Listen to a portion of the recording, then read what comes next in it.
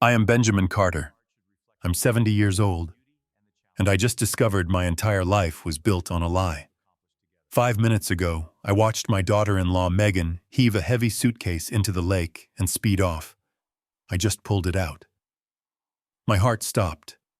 Inside, I found my son Lucas's passport, his empty wallet, and two heavy landscaping rocks.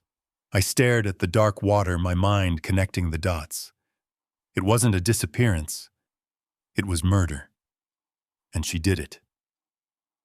Before I tell you what I did next and how much worse the truth actually became, let me know where you are watching this from in the comments below. Hit that like button and subscribe if you have ever been betrayed by someone you were supposed to trust. The Willows did a poor job of hiding a man my size. My knees ached from crouching, the damp evening air settling deep into my bones. I'm 70 and I'm too old for this kind of spying. I shouldn't have been there. I was just taking my evening walk, the same route I've taken every day for the 5 years since my wife Sarah passed. But the sound of a car struggling on the gravel service road pulled my attention. It was Megan, my daughter-in-law. Her expensive BMW was parked dangerously close to the water's edge at Willow Creek Lake. The trunk was open. She was wrestling with a large black hardshell suitcase. It was clearly heavy. She grunted, her designer tracksuit looking ridiculous for this kind of work. My first thought, the thought of an old engineer, was that her posture was all wrong. She was lifting with her back, not her legs. She was going to throw her back out. My second thought, what in God's name was she doing? This wasn't a county dump. This was the reservoir. Was she illegally dumping trash? It wouldn't surprise me. Megan lived a life of convenience, a life funded mostly by me and my son's bad investments. She was always trying to get rid of what she called old junk, which usually meant antiques Sarah and I had owned for 40 years. She looked around wildly, her eyes darting left and right, paranoid. She didn't see me hidden in the shadows of the trees. With a final desperate heave, she shoved the suitcase over the bank. It hit the water with a heavy, sickening thud. It was not a splash. It was a thud, like something dense and solid hitting the thick mud of the lakebed. She didn't wait to watch it sink. She slammed her trunk, jumped into the driver's seat, and peeled out tires, spitting gravel. The red glow of her taillights disappeared down the dark road, leaving only silence and the smell of wet dirt. I stood there for a full minute. My heart was hammering against my ribs. This was wrong. This wasn't her dumping old clothes. That sound. I didn't even think. I half slid, half ran down the muddy bank. The water was ice cold, a shock to my system. It soaked my jeans instantly, stealing my breath. "Damn it, Megan," I muttered, my voice shaking. The suitcase was only about 15 feet out, snagged on a submerged log just below the surface. It weighed a ton. I grabbed the handle and braced my feet in the sucking mud. I pulled, dragging it back to the shore. It felt like I was pulling a body. My mind recoiled from the thought. Don't be stupid, Ben. It's just trash. It's just her ridiculous, wasteful life. I got it onto the muddy grass. My hands were trembling, partly from the cold, partly from something else. Fear. The suitcase was a standard Samsonite. Black, scuffed. It had combination locks, but she hadn't bothered to lock them. She just snapped the latches shut. She had been in a hurry. I put my thumb on the latch. Click. I took a deep breath. Click. I lifted the lid. My heart stopped. Not slowed down. It stopped. At the top, tossed in, were Lucas's favorite hiking boots, the ones I bought him when we tried to reconnect last year in the Rockies. Underneath them, his leather wallet, his passport. And at the bottom, explaining the weight, were two heavy gray landscaping rocks, the exact kind that lined the walkway to their house, the kind I helped them install last summer. I stumbled back, falling hard onto the wet ground. The air left my lungs. The boots, the wallet, the passport, the rocks. This wasn't dumping trash. This wasn't hiding evidence of a theft. This was hiding evidence of a person. You don't throw away a man's passport unless he's never going to use it again. You don't weigh down his wallet with rocks unless you want it to sink. Oh my God, I whispered the words, trembling in the cold air. She killed him. That monster. She killed my son. I sat there soaking wet, shivering, staring at the open suitcase. My son was gone. My boy. The one I had poured everything into. The one I had paid off $50,000 in gambling debts for just 6 months ago. My mind, the engineer's mind, tried to take over. Call 911. Call the police. This is a crime scene. But another part of me, the father, screamed. She's still out there. She's driving away. I pulled out my phone. My fingers were stiff and numb. Who do I call the police? If I call them from here, she'll know. She'll run, she'll get a lawyer, she'll escape. Number 1. I needed to see her face. I needed to hear the lie she would tell. I closed the suitcase. I dragged it back into the thickest part of the willows, covered it with fallen branches, and wiped my muddy hands on my wet jeans. I was going to confront the devil herself. I gripped the steering wheel of my old pickup truck, the one Megan always said smelled like old tools and failure. My hands were shaking so hard I could barely keep the wheel straight. The wet denim of my jeans was ice cold against my skin, the lake water seeping into the cracked vinyl of the driver's seat. But I didn't feel the cold. I only felt the heat. A white-hot rage that started in my gut and spread through my whole body. I had to see her face. I had to hear the lie she would tell me. I fumbled for my phone on the passenger seat, my fingers stiff and clumsy. I hit the speed dial for Lucas. 1 ring, 2. Hey, this is Lucas. You know what to do. Leave a message. Voicemail. My thumb, stiff with arthritis, hit redial. I jammed the phone against my ear. Hey, this is Lucas. You know what to do. I threw the phone onto the floorboards. Damn it, Lucas, pick up, I whispered to the empty cab. But I knew he wouldn't.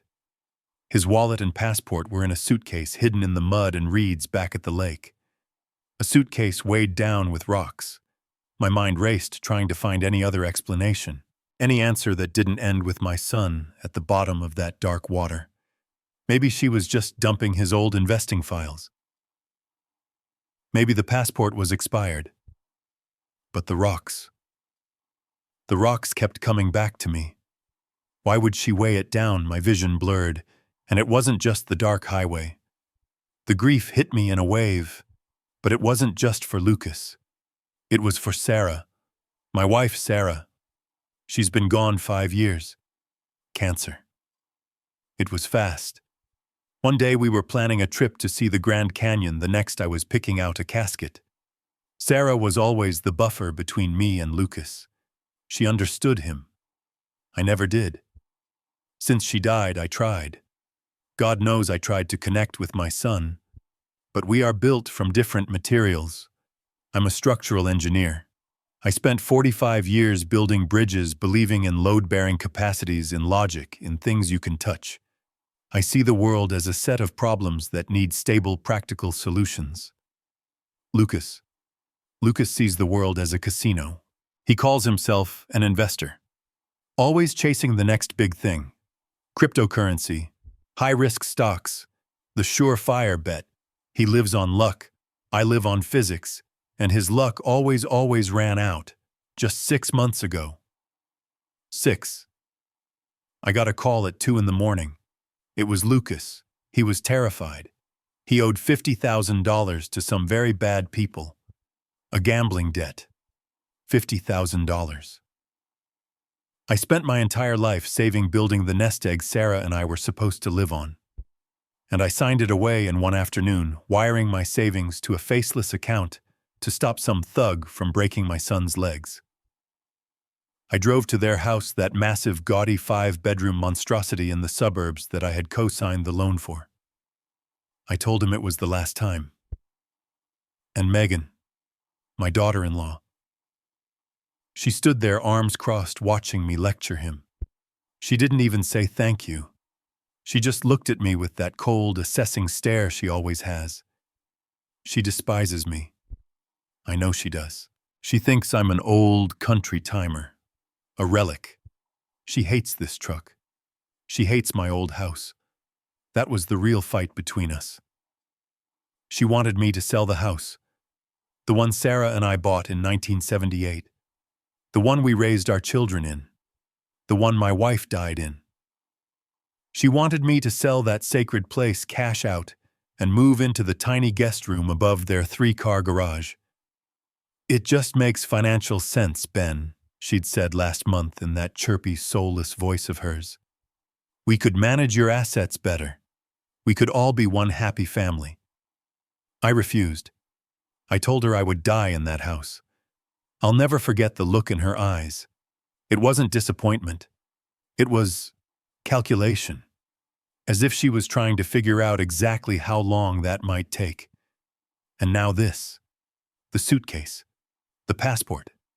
The rocks. I turned onto their street. The cul-de-sac was dark, their house lit up like a beacon at the very end. She was home. Of course she was. She was probably making a cocktail, feeling relieved. My heart was a cold stone in my chest. What was I walking into if she was capable of that? What would she do to me? The man who just saw her commit an unspeakable act. The man who, if he'd just sold his house, would have given her millions.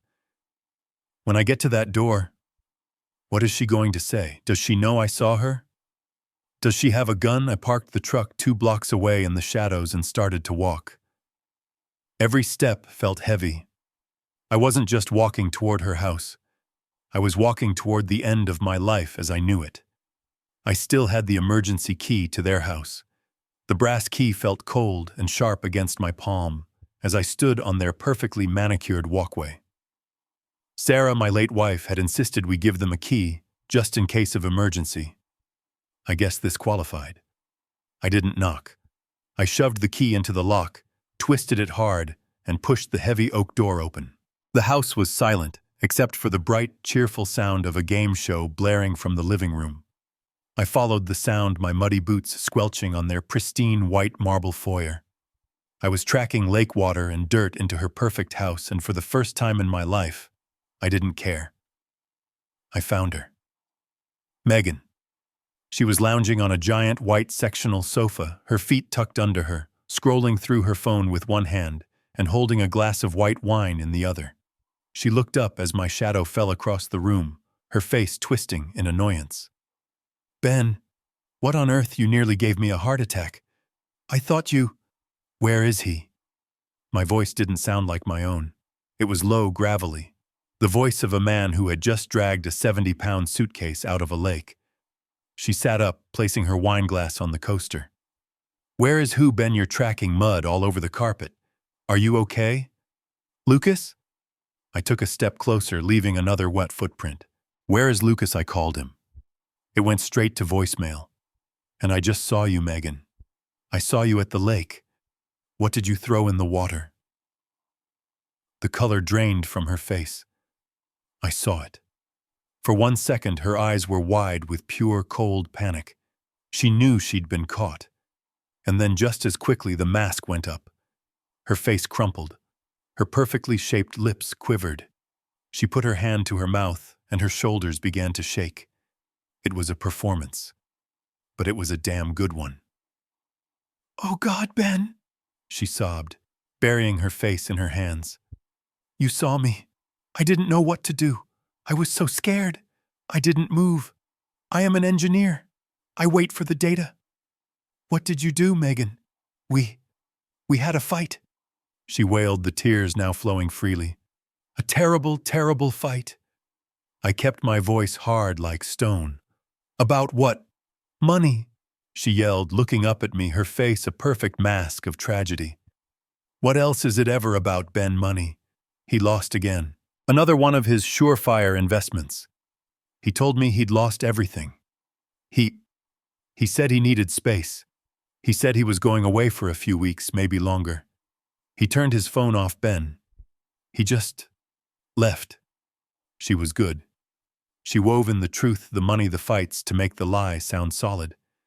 But my mind flashed back to the passport, the wallet, the rocks.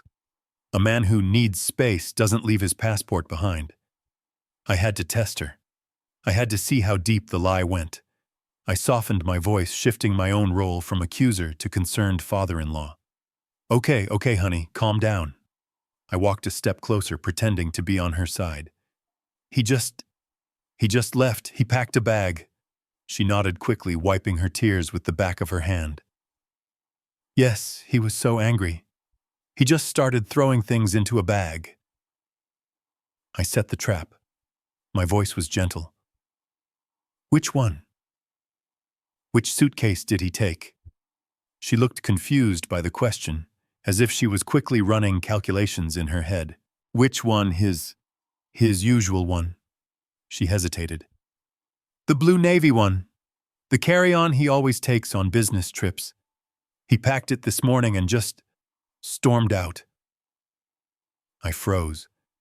The entire world narrowed down to those two words. Blue navy. The suitcase I pulled from the lake was black. A large hardshell Samsonite. Not a carry-on. She lied. She wasn't just hiding something. She had invented a completely different story. My first theory that she had killed him was suddenly shaky. Why lie about the suitcase? If she'd killed him and dumped his things, she would have described the real suitcase. She wouldn't have invented a fake one. My mind was spinning. What was happening? This wasn't a simple lie. This was a complex one. I forced myself to play along. I had to get out of there. I now possessed a piece of information that she didn't know I had. I put my hand on her shoulder. She flinched, but I faked the gesture of comfort. Okay, Megan. Okay.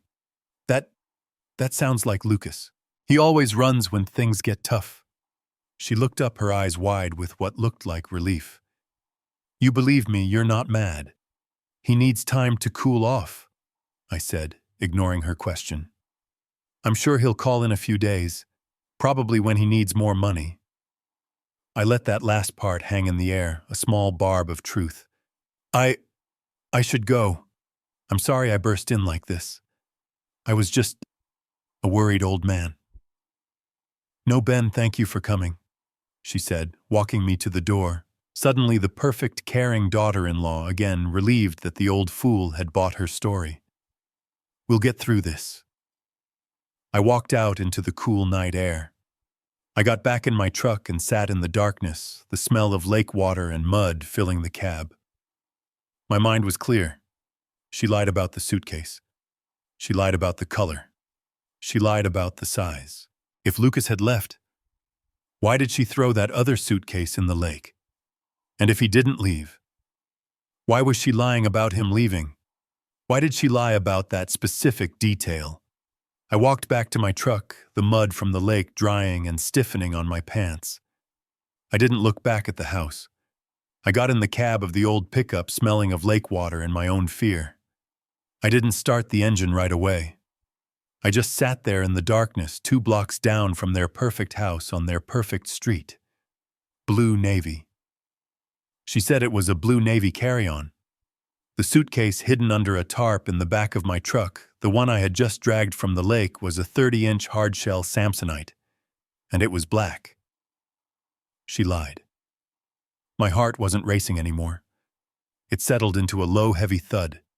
It wasn't a mistake. It wasn't a slip of the tongue in a moment of panic. You don't misremember the color and size of the suitcase your husband packed when he stormed out just that morning. You don't mistake a small blue bag for a large black one. It was a deliberate, calculated lie. I started the engine. My hands were steady on the wheel now. The shock was gone. The grief was gone. All that was left was the cold, hard logic of an engineer. When a structure is compromised, you don't grieve. You find the flaw. And Megan's story was full of flaws. I drove home back to the small brick house Sarah and I bought in 1978. My sanctuary. The entire drive I analyzed the data. Flaw number 1. The suitcase color. she lied. Flaw number 2, the contents. If Lucas was running away, why throw his passport in the lake? He loved talking about escaping to Costa Rica or Switzerland. He couldn't get past the airport parking lot without that passport. Flaw number 3, the wallet. It was empty. No driver's license, no credit cards.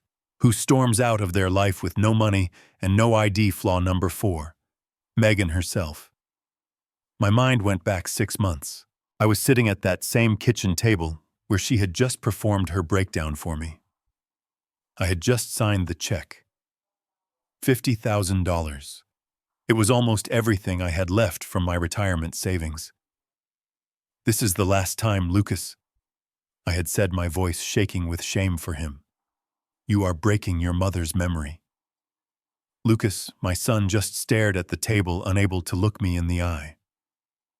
But Megan had watched that check pass from my hand to his with cold, assessing eyes. She hadn't said a word. She didn't thank me. She didn't look grateful. She looked disappointed. Later that night, when they thought I was asleep in the guest room, I heard her whispering to him. Her voice was sharp, like broken glass. 50. That's all you got out of him. He's sitting on that house, Lucas. It's worth millions. Why didn't you just ask for the full 70? He would have paid it. He's a sentimental old fool. She wasn't a grieving wife. She was an opportunist. She was a predator who saw me, her father-in-law, as a resource she hadn't fully tapped. I pulled into my garage and hit the button. The door rumbled shut, sealing me inside with my tools, my blueprints, and the truth. The black suitcase was sitting on my workbench where I'd left it. I had hosed off the worst of the mud. It looked sinister under the single fluorescent bulb. Her story didn't add up. It was sloppy. Too sloppy. If Lucas just left, why throw any suitcase in the lake? If she had killed him? Why lie about the type of suitcase? Why invent a blue one when the real black one was right there? It felt like a deliberate misdirection. It felt like she wanted me to be confused. I stared at the suitcase. It was sitting there, mocking me. The lie wasn't just sloppy. It was wrong. A horrible thought crept into my mind. What if I missed something? I looked at the suitcase again. I had pulled it out of the water. I had opened it. I had seen the boots, the empty wallet, the passport, the landscaping rocks. I was so focused on the implication of those items that I hadn't looked closer. I'm 70 years old. My eyes aren't what they used to be, but my mind is sharp. My mind builds bridges that are still standing after 50 years. I find flaws in structures, and I had missed a flaw. I walked over to the workbench and put on my heavy-duty reading glasses. I wasn't just looking at the contents anymore. I was going to examine them. I picked up the muddy passport. I flipped through the pages. What did I miss? I picked up the empty leather wallet. I ran my fingers along the seams. I checked the boots. I must have missed something. I needed to check that suitcase again, not as a grieving father, but as an engineer analyzing a catastrophic failure. I needed to know why she lied about the color. I couldn't sleep. The lie just sat in my stomach like bad food. Blue navy. Blue navy. Why lie about that? I lay in bed staring at the ceiling, listening to the old house creak. The clock on the nightstand clicked over. 3:58 a.m. 3:59. At 4 a.m. on the dot, I was out of bed. My joints popped in protest. I didn't turn on the lights. I pulled on the same muddy jeans from the night before. They were still damp and cold on the floor. I grabbed my heavy work boots. This felt insane. A 70-year-old man, a grandfather, sneaking out of his own house in the dead of night. I felt like a thief. I felt like a fool. But I'm an engineer. I've spent my entire life looking at structures, finding the weak points. Megan's story was a badly designed bridge, and I had just found the hairline fracture. The lie about the suitcase. Now I had to go back and apply pressure to that fracture. I had to see what else I missed. I needed data. I needed the truth. The drive back to the lake was different. The first time I was panicked, grieving. Now I was focused. The roads were empty. The town was asleep. The darkness felt like a shield. I parked the truck in the same spot 2 blocks away, but this time I grabbed a heavy-duty flashlight from my toolbox. I walked back to the service road. It was pitch black. The only sound was the crunch of my boots on the gravel and the distant hum of the highway. My breath plumed in the cold air. I found the spot. The willows were thick. I pushed my way through, my heart starting to pound again. What if she came back? What if she realized she'd been seen and came back to move it? But no, there it was. I shined the flashlight on the bush where I'd hidden it. The black hardshell suitcase was still there, covered in the branches I'd thrown over it. It was streaked with mud and wet leaves. I grabbed the handle. It was just as heavy as I remembered. I had to drag it, my boots slipping in the mud, my lower back screaming in protest. I'm not a young man. This was hard work. I grunted, pulling it inch by inch up the embankment. I wasn't just pulling a suitcase. I was pulling a secret. This was crazy. I should be calling the police. What was I doing, tampering with potential evidence, but evidence of what? If I called them now, they would ask Megan, and she would tell them the Blue Navy story. She would cry, she would play the victim, and they would look at me, the sentimental old fool who was muddy and confused at 4 a.m, and they would believe her. Number 1. I couldn't let that happen. This was my son, my family, my problem to solve. I got the suitcase to the top of the embankment and hauled it over to the truck. It took me 3 tries to lift it into the bed. My shoulder twinged. I was breathing hard, leaning against the tailgate. I looked around. No cars, no lights, just me and this terrible heavy box.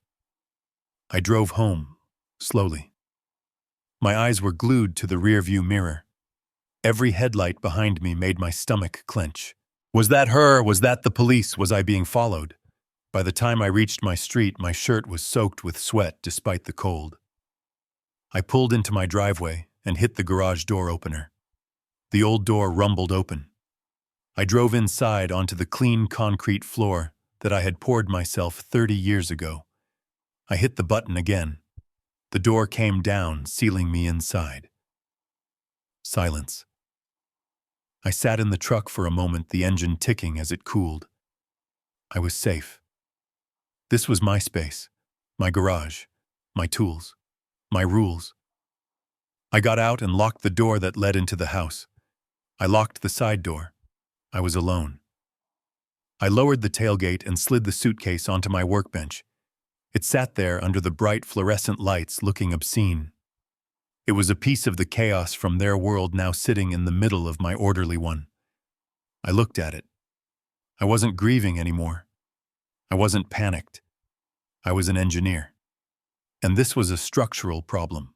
I had missed something the first time because I was emotional. I was looking at the implication of the items, not the items themselves.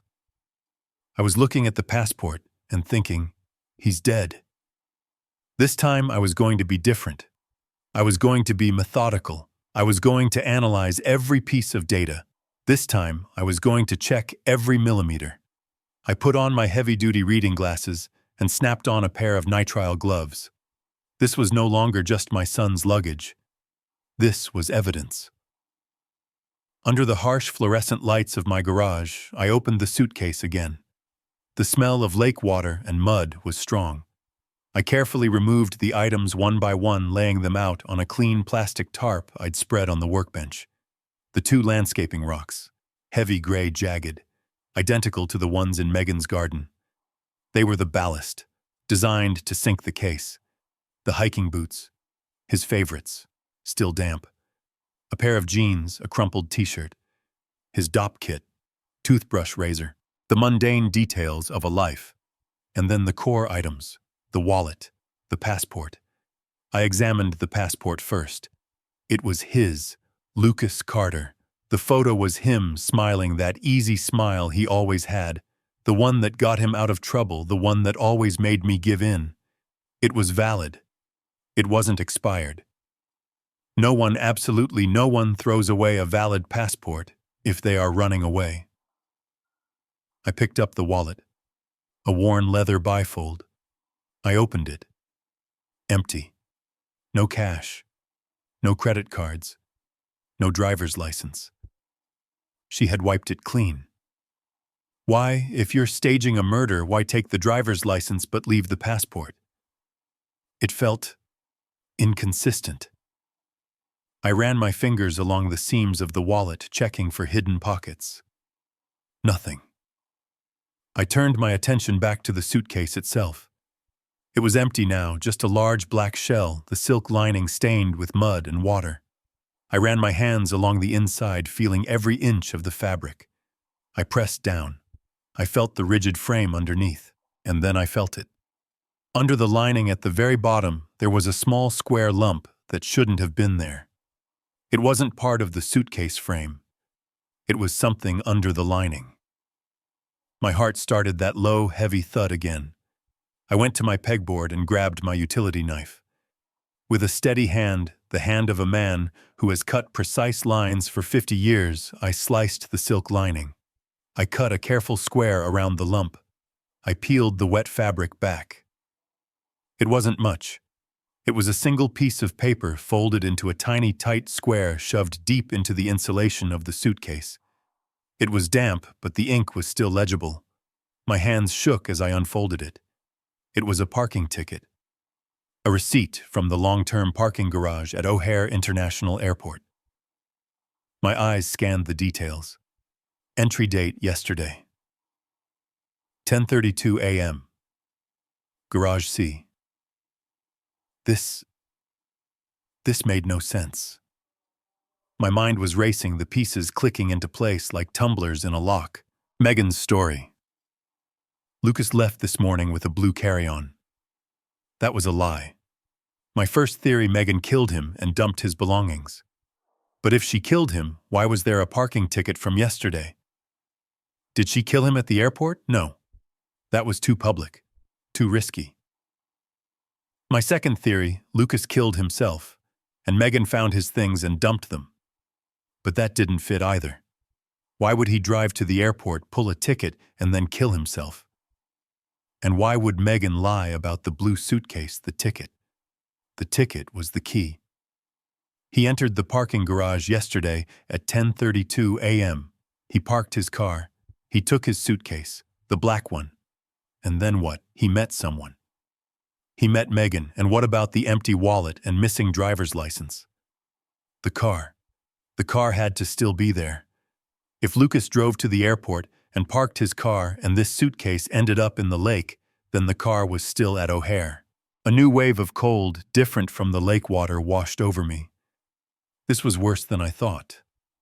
This wasn't a simple, panicked crime of passion. This was planned. The lie about the blue suitcase, the empty wallet, the passport, the rocks. It was all noise, it was all misdirection. Megan wanted me to think one of two things: that he ran away or that he was dead. But this ticket, this suggested a third option I couldn't yet see. I looked at the clock on the garage wall. 4:52 a.m. I ripped off the gloves. I grabbed my keys. I didn't bother to change out of my muddy jeans. I was going to O'Hare. It was a 3-hour drive. I didn't care. That parking ticket was a breadcrumb, and I was going to follow it all the way to the truth. Why would a man's parking ticket be at the bottom of a suitcase that was thrown in a lake I didn't bother changing? The mud on my jeans was dry and stiff, cracking as I climbed back into the driver's seat of the pickup. The sun was just beginning to stain the eastern sky a pale, sickly gray. It was 5 in the morning. I hadn't slept. I didn't feel tired. I just felt cold. I backed out of the garage and pointed the truck toward the highway. 3 hours. 3 hours to O'Hare. The highway was dark, mostly just long-haul truckers, at this hour, their headlights glaring in my rearview mirror. I kept the truck at a steady 70 miles per hour. My mind wasn't on the road. It was on Lucas. He always had those big dreams. He was obsessed with Switzerland. He had a picture of the Matterhorn taped to his computer monitor. "One day, Dad," he'd say, "I'm going to be sitting in a chalet looking at that mountain trading stocks from my laptop. No more 9 to 5. He wasn't lazy. He was just undisciplined. He wanted the reward without the structural work. He wanted the bridge without the blueprints. My wife, Sarah. God rest her soul, she always understood him better than I did. She was the one who balanced me out. I remember one night years ago, Lucas came home from college excited about some new online venture. I tore it apart. I showed him the flaws in the business model, the lack of capital, the unrealistic projections. I was just being an engineer. I was showing him the weak points. He deflated. He just slunk off to his room. Later that night, Sarah came to me in the den. She stood in the doorway, her arms crossed. "You're too hard on him, Ben," she said, her voice soft but firm. "I'm just trying to teach him to be realistic, Sarah. The world doesn't run on dreams." "No," she said, walking over to me. "But it doesn't run without them either. He's not an engineer, Ben. He's not you. And if you keep trying to make him you, you're going to break something. You're going to push him away." I gripped the steering wheel, the memory as fresh as if it happened yesterday. Maybe she was right, I whispered to the empty cab. Maybe I did break him. My mind flashed to 6 months ago. The last time I saw him clearly. He was sitting at his kitchen table, head in his hands, after I'd agreed to pay the $50,000. "I'm sorry, Dad," he'd mumbled. "I thought it was a sure thing. I can fix it." "You can't fix it, Lucas," I had yelled. I was so angry. Not just about the money, but about the stupidity of it, the waste. "This is the last time. Do you hear me, the last time?" He looked up at me. His eyes weren't just ashamed. They were desperate, cornered, like a fox with its leg in a trap. What if that was the moment? What if that was the push that sent him over the edge? What if I drove all the way to O'Hare just to find out my son was dead and that I was the one who pushed him? The thought was a physical pain worse than the cold from the lake. I pressed the accelerator. The old truck's engine whined in protest. I had to know. The sun was fully up when I saw the signs for O'Hare International, the sheer scale of the place. Jets roared overhead one after another, taking people to their destinations, taking them to Switzerland, to Costa Rica. I followed the signs for long-term parking. The ticket in my pocket, the damp, folded square that felt like a death warrant, said Garage C. I pulled up to the gate. I took a ticket from the automated machine. The barrier arm lifted. I drove into the concrete maze. It was vast. Floor after floor of cars, thousands of them, all covered in a thin layer of dust. Each one a story. Each one a person who had left expecting to come back. Garage C. I found the section. I drove slowly down the first aisle, then the second. My eyes scanned the license plates, my heart pounding a frantic rhythm against my ribs. I was looking for his black BMW, the one I had co-signed for. The one Megan hated because she wanted a newer model. This was it.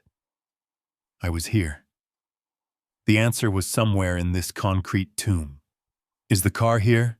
And dear God, if it is, what am I going to find inside? I saw it on the third aisle, tucked between a dusty minivan and a red sports car. A black BMW 5 Series. His car.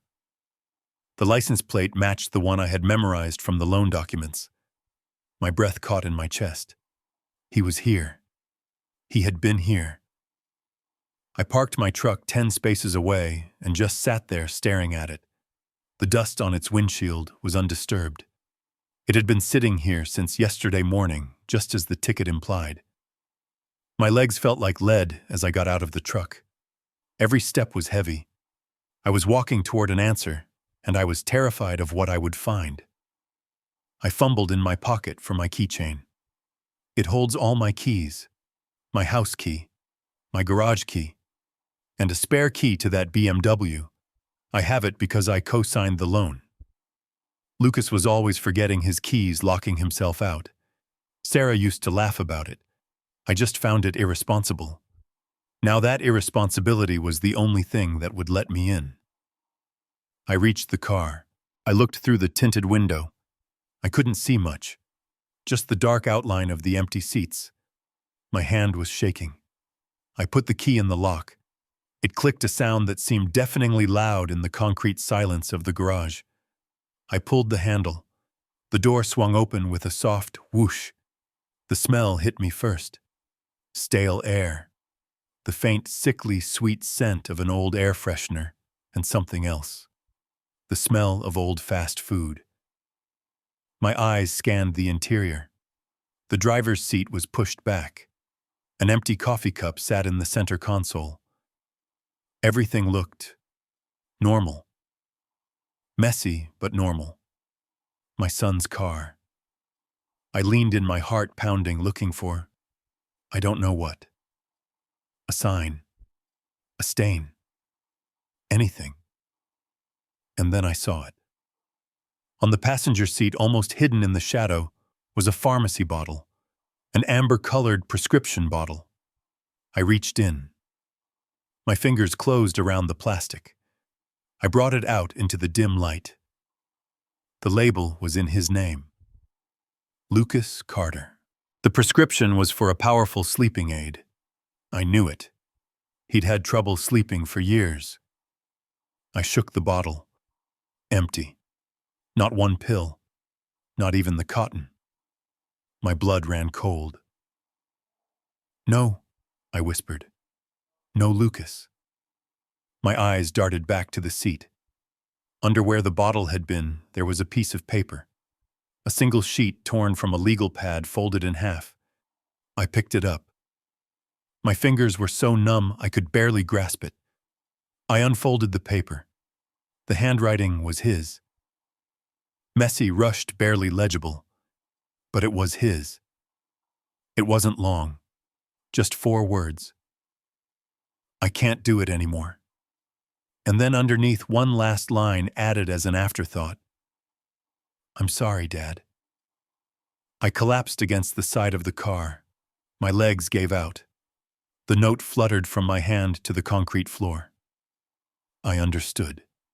I finally understood. He drove here intending to fly away, to escape, to go to Switzerland or Costa Rica or one of his other fantasies. He pulled the ticket. He parked the car. And then he just couldn't. My words from 6 months ago echoed in my head. This is the last time, Lucas. The last time, his desperate, cornered eyes. I did this. I was the one. I, his father, had been the one to push him over the edge. I was the one who broke him, just like Sarah said I would. Oh God, Sarah! I choked out, covering my face with my hands. I'm so sorry. I'm so sorry, son. I was a bad father. A critical, unyielding, demanding old man. And my son was dead because of it. I stayed there, leaning against the car, for how long I don't know. The grief was a physical weight pressing me down into the concrete. But then through the fog of pain, a new thought emerged. A cold, sharp thought that cut right through the sorrow. Megan.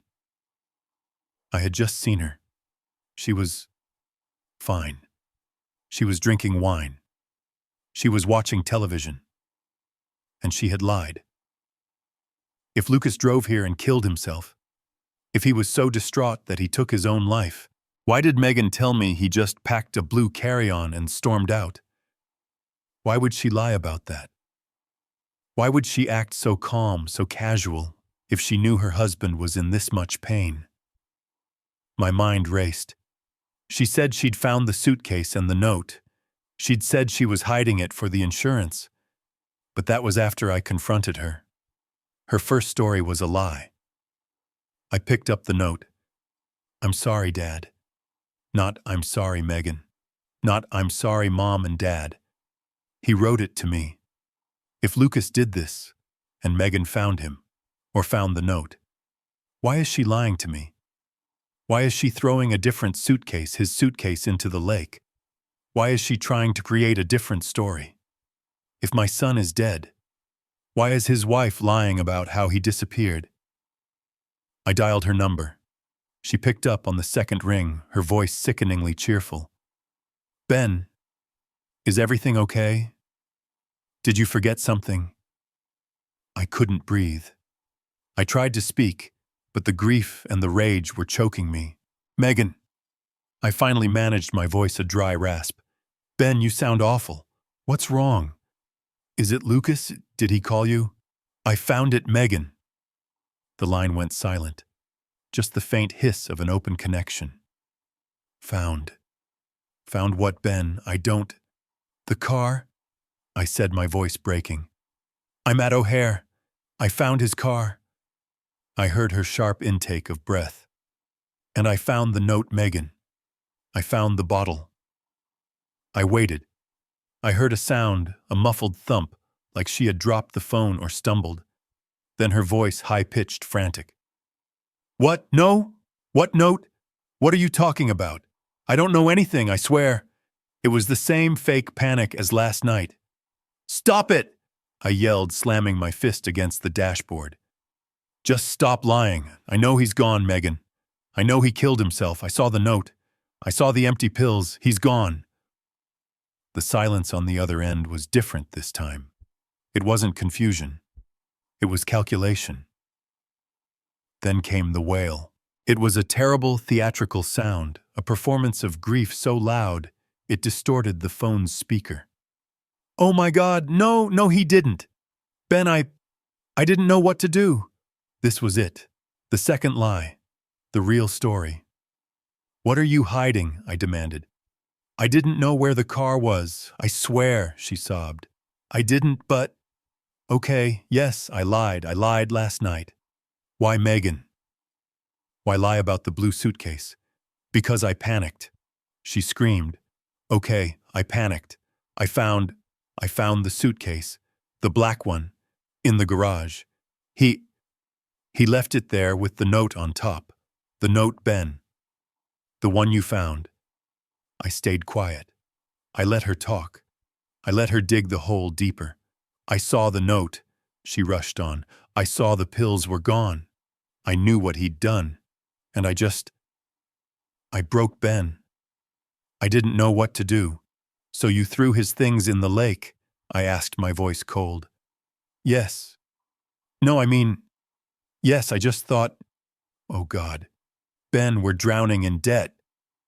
"You know that. You paid the $50,000, but that was just the start.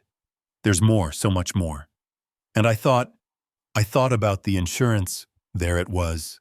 The truth, or at least a truth. "The life insurance," she sobbed. "It's $5 million, Ben. But it has a clause. It won't pay out for suicide in the first 2 years. We've only had the policy for 18 months. If the police found that note, if they ruled it a suicide, we'd get nothing. We'd lose the house. We'd lose everything." I closed my eyes. It was monstrous. It was ghoulish. It was her. "So you faked a disappearance," I whispered, the pieces falling into place. "I was just trying to buy us time," she cried. "I was just trying to make it look like he'd disappeared, like he'd run off, so that after a few months we could claim the insurance. I was trying to protect our future. Ben, I was doing it for us." I sat there in the driver's seat of my son's car in the concrete tomb where he died, listening to his wife explain how she had desecrated his memory for money. "The suitcase," I said, "the one I saw you throw, the black one. Yes, I just grabbed his things he'd left behind. I put rocks in it. I threw it in the lake. I was going to call the police in a few days and pretend to be a worried wife. I lied about the blue one because you scared me. I just said the first thing that came to my mind. It all made a terrible, awful kind of sense. It was ruthless. It was cold. It was calculating. It was exactly who Megan was. The woman who saw my $50,000 bailout as a down payment. I finally understood. My son was dead, driven to it by debt and despair, and his wife was just a vulture picking over the bones trying to profit from the tragedy. I took a deep, shuddering breath. Megan, I said, my voice heavy, you have made a terrible, terrible mess. But I understand. The money, I understand. You do. Her voice was suddenly full of relief. Oh, Ben, thank you. I knew you would. We can fix this right. We can. I have to go, Megan, I said. I'm still at the airport. I have to call the police. I'll tell them I found the car. I won't mention the note. We'll stick to your story. That he's just missing. Thank you, Ben, thank you. You're a good man. You're saving us. I hung up the phone. I sat in the silence. My hand was steady now. The grief was gone, replaced by something cold and hard. She was lying. She was still lying. Her new story, the insurance story, it was just as flawed as the first one. Because if she found the suitcase and the note in the garage, and she threw the suitcase in the lake, why was the note here in the car at the airport? And if she was trying to fake a disappearance, why would she throw away his passport? That's the one thing you need to disappear. She wanted me to believe he killed himself, but she also wanted me to believe he just ran away. She was playing both sides. The story still didn't fit. The structure was still wrong.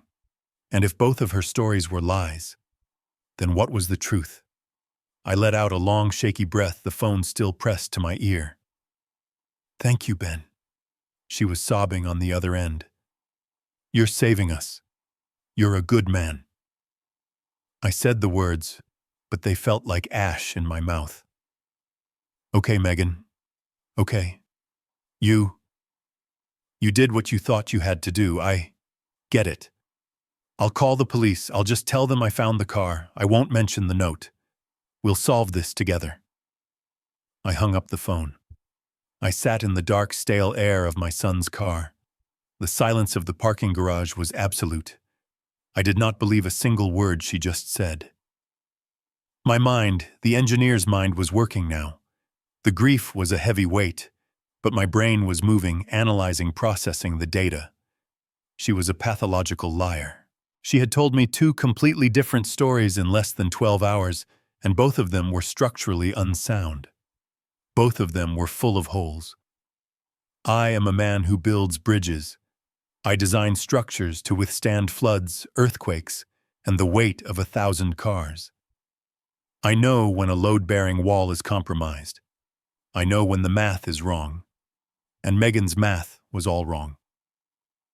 Let's analyze story number 1. He packed a blue carry-on and stormed out. A lie. The suitcase in the lake was black and large.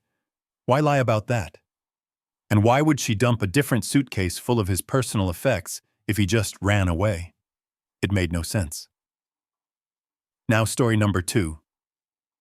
He killed himself. I found the note and the suitcase in the garage. I panicked and threw the suitcase in the lake to fake a disappearance for the $5 million insurance policy. This one was better. It was smarter. It appealed to her greed. It explained her panic. It explained why she was lying to me, but it was still wrong. The structure of that lie was also collapsing. Flaw number 1, the biggest one. The suicide note. She said she found the note at home in the garage on top of the black suitcase, but I was holding it. I was sitting in his car at O'Hare Airport, and the note was here. It was on the passenger seat. She had no idea where the car was. She was lying. Flaw number 2. The passport. I looked at the passport I'd taken from the suitcase now sitting on my dashboard. In what universe do you fake a disappearance by throwing away the one item that proves a person can disappear? If you want the police to believe your husband fled the country, you hide the passport. You make it look like he took it. You don't throw it in a lake with rocks. She might as well have sent up a flare that said, "I am lying." She was cold. She was greedy. But she wasn't stupid. So why was she telling such a stupid lie? I leaned my head back against the seat, the smell of old coffee and stale air filling my lungs. I was missing something. I was looking at the details, but I was missing the design. What if the lies weren't mistakes? What if the confusion was the point? She was throwing out two different contradictory narratives. One for me, he ran away. One for the police if they found the note, he killed himself. She was creating chaos. She was muddying the water just like she'd muddied that suitcase. And why would you do that?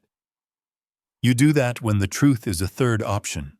An option so terrible that running away and suicide are the better alternatives. My son was dead. I felt it in my bones. He was dead. And his wife wasn't just covering it up for insurance. She was staging it. She was creating a narrative. This was not a panicked reaction. This was a plan. I was in over my head. I was a 70-year-old engineer, not a detective. I was dealing with a cold, calculating woman who was clearly smarter than I had given her credit for. And I was alone. I couldn't call the police. Not yet. Megan had already poisoned that well. She would cry, she would perform, she would tell them the insurance story. And I was the one who had tampered with the evidence. I was the one with the muddy suitcase in the back of my truck. They would look at me, the grieving, confused old man, and they would believe her. I needed an ally. I needed someone who would believe me, someone who was not part of this. My heart sank. There was only one person. I pulled out my phone. I scrolled past Lucas, past Megan, past my hardware store contacts, until I found the name. Lila. My daughter. I hadn't spoken to Lila in 2 months. Not really. I'd missed her son's birthday last week. I always focused on Lucas. Lucas was the project that always needed fixing. He was the unstable bridge that took all my attention. Lila. She was the stable one. The nurse. The one with the good husband and the 2 great kids. The one who never asked for anything. And because she never asked, I never gave. I never gave her my time. I felt a wave of deep, profound shame. I was a bad father to Lucas, and I was an absent father to Lila. But now I had no one else. I had to make the call. I had to swallow my pride and admit that I was lost, that I was scared, and that I needed my daughter. My thumb hovered over her name. Lila. It was just 4 letters, but it felt like the heaviest object in the car. Calling her for help felt like a final admission of failure. I had failed Lucas by being too hard, and I had failed Lila by not being present at all. Lucas was the problem I was always trying to solve. The unstable variable, the squeaky wheel. He got all my energy, all my worry, all my money. Lila, she was the constant. She was the bridge I built that stood perfectly on its own. She became a great nurse. She married a good, stable man. She had 2 kids I barely knew because I was always busy putting out whatever fire Lucas had started. And because she was stable, because she never asked for anything, I ignored her. I just let her be. The shame of it burned in my throat. I pressed the call button. It rang twice. Her voice was exactly as I remembered. Clear, professional, and distant. Dad. There was no warmth. Just surprise. I hadn't called her on a weekday morning in maybe ever. Lila, honey. It's me. My voice cracked. I, a 70-year-old engineer, felt like a small, lost child. I know I haven't been. I know I haven't been the best father to you. I've always been so focused on Lucas. I heard her sigh on the other end. It wasn't an angry sigh. It was a tired sigh. The sigh of someone who has heard this 1,000 times.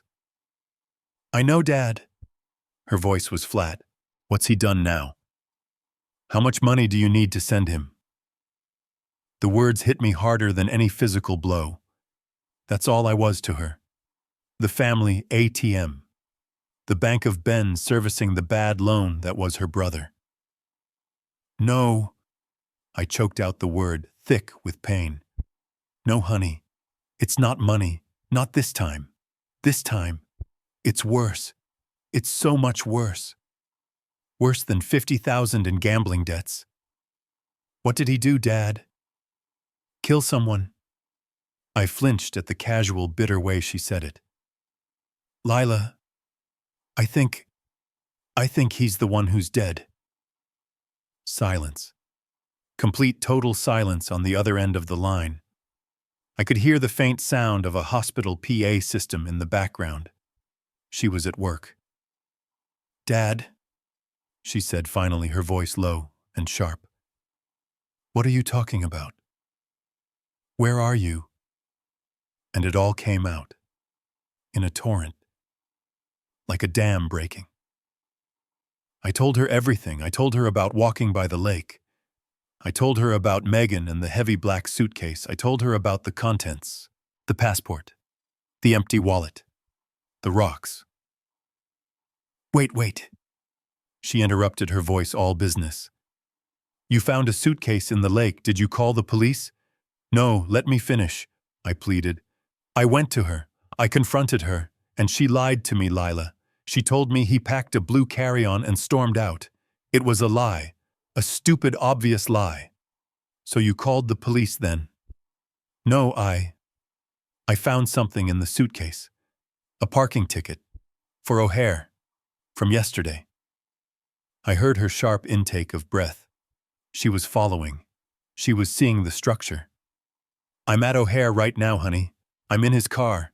I found it in Garage C. And, is he?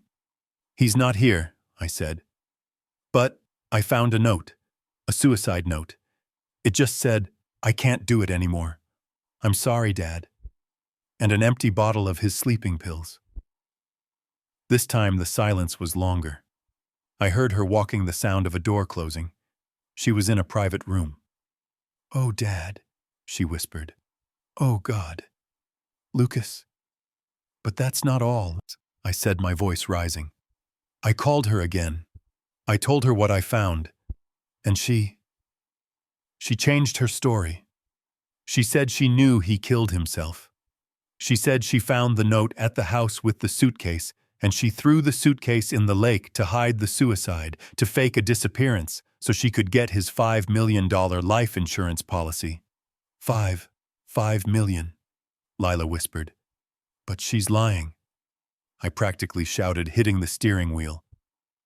She's still lying, Lila. The note wasn't at the house. The note was here in the car, and the passport. Why would she throw the passport in the lake if she wanted to fake a disappearance?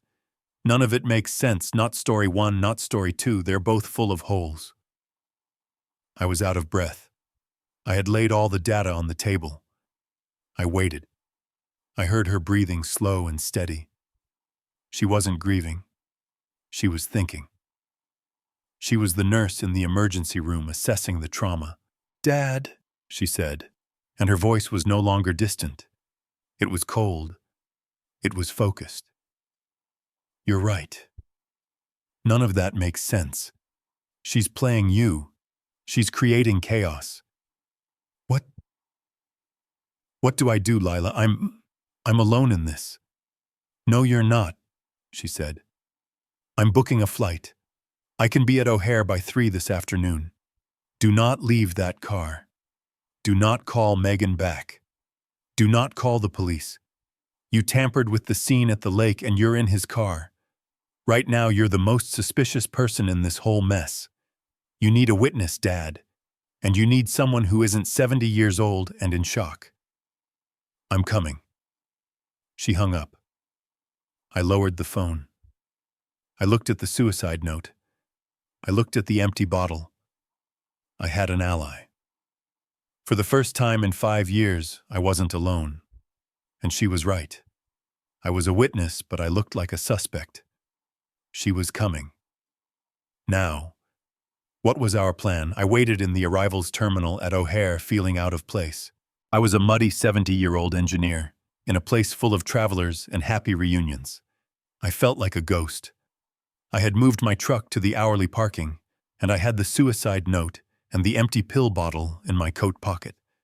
The black suitcase was still in the back of my truck, covered by the tarp. At 3:15, I saw her. Lila.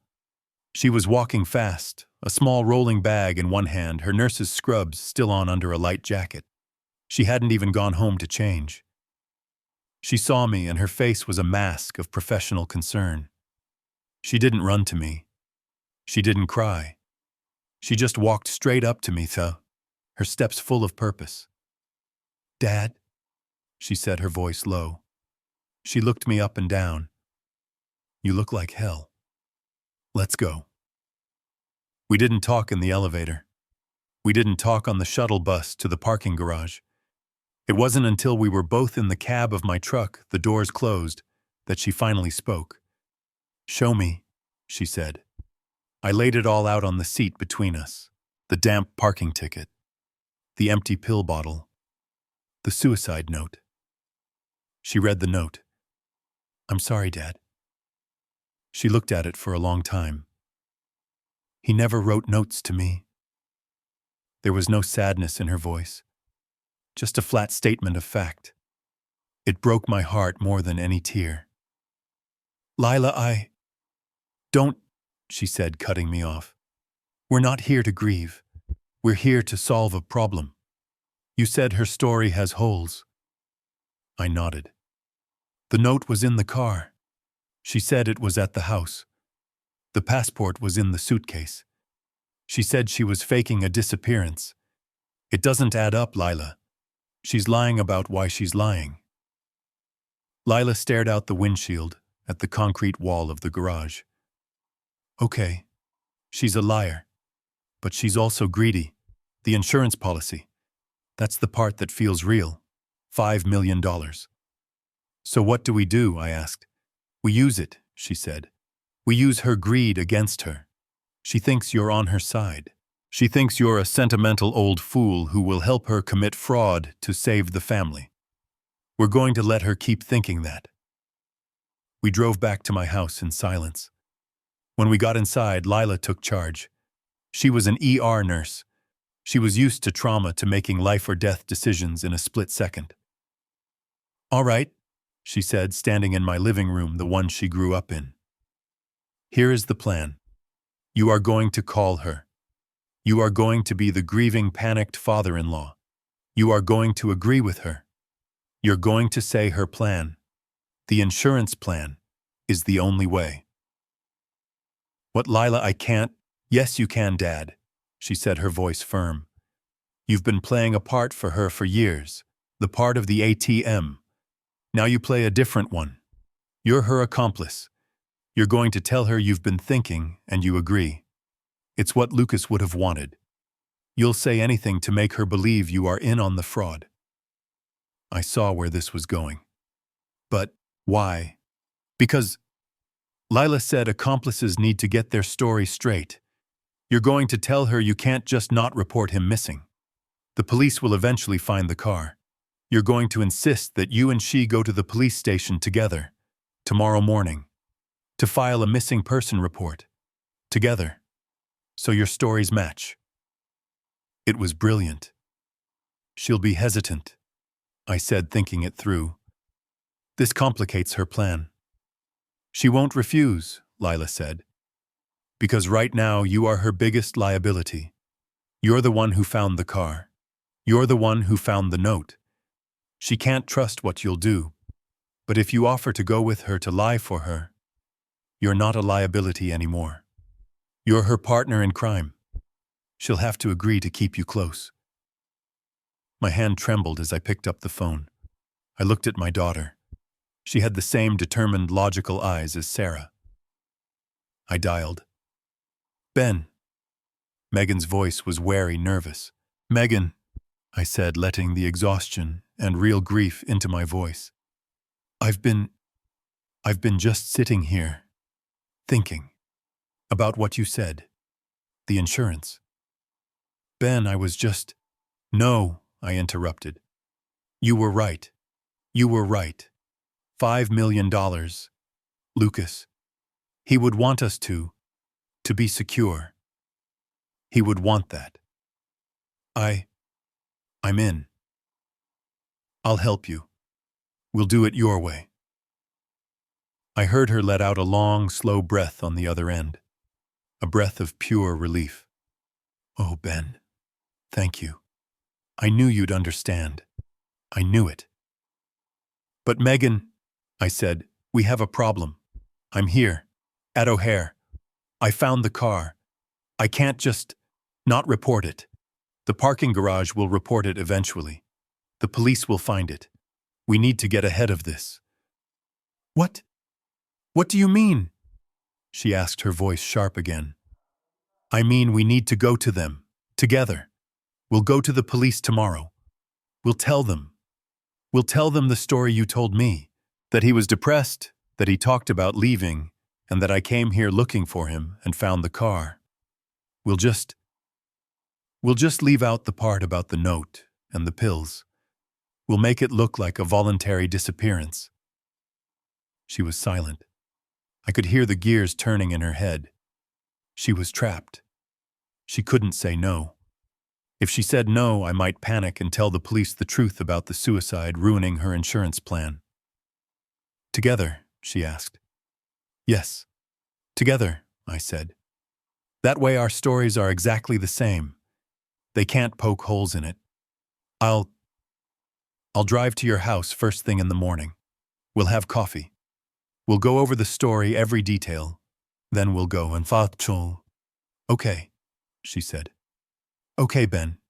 That's smart. That's a good plan. Come over at 9. We'll figure it out. I hung up. I looked at Lila. She nodded once, a grim smile on her face. She took the bait, Lila said. You're in. You have access to the house tomorrow morning. You'll be alone with her while you plan your story. But Lila, I asked, what's the point? We're just lying to the police. How does that help us find the truth?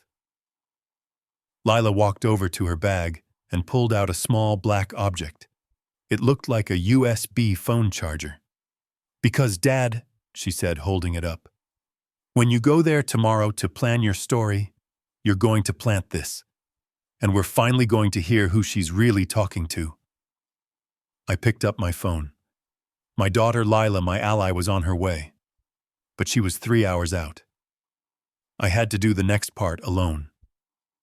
I called Megan. Ben. Her voice was wary. She was on edge. Megan, I'm driving back from O'Hare now. I'm almost in town. I let my voice sound rough, tired, defeated. Listen, before we call them, before the police, I need a minute. I need to stop by the house alone. What? Why? She snapped. The fake sympathy was gone. I thought we were meeting at 9. We stick to the plan, Ben. I want to get a few things of his, I said, faking a quiver in my voice. A photo from his desk, maybe his old college sweatshirt from the closet. Things, things he loved. Before the police come. Before they seal the room or whatever they do. I don't want strangers touching his things. There was a long pause on the other end. I could hear her thinking, calculating. She didn't want me in that house alone. She had probably scrubbed it. But she couldn't refuse. A grieving father asking for a memento. It would look monstrous to say no. Ben, I really don't think that's a good idea, she said, trying to sound gentle. We should just stick to the plan.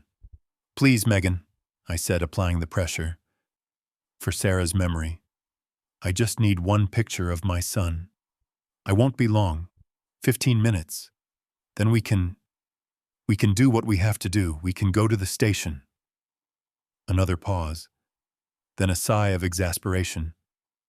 Fine. Fine, Ben. 15 minutes. But I'll be here. I'm a mess. I shouldn't be alone anyway. I'm on my way, I said, and hung up. I had the USB camera in my pocket. Lila had bought it at an airport electronics store. It was a high-definition audio-enabled recorder, and it looked exactly like a black phone charger block.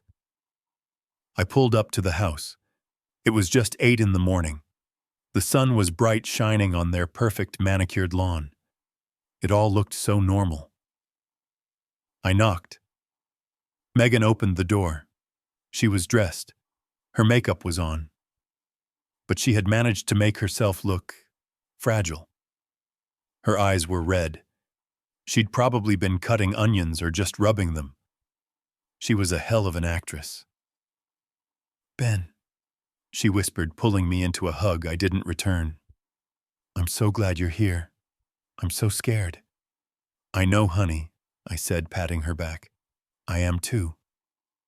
She stepped back and her eyes immediately scanned me from my muddy boots, which I wore on purpose, to my exhausted face, which was genuine.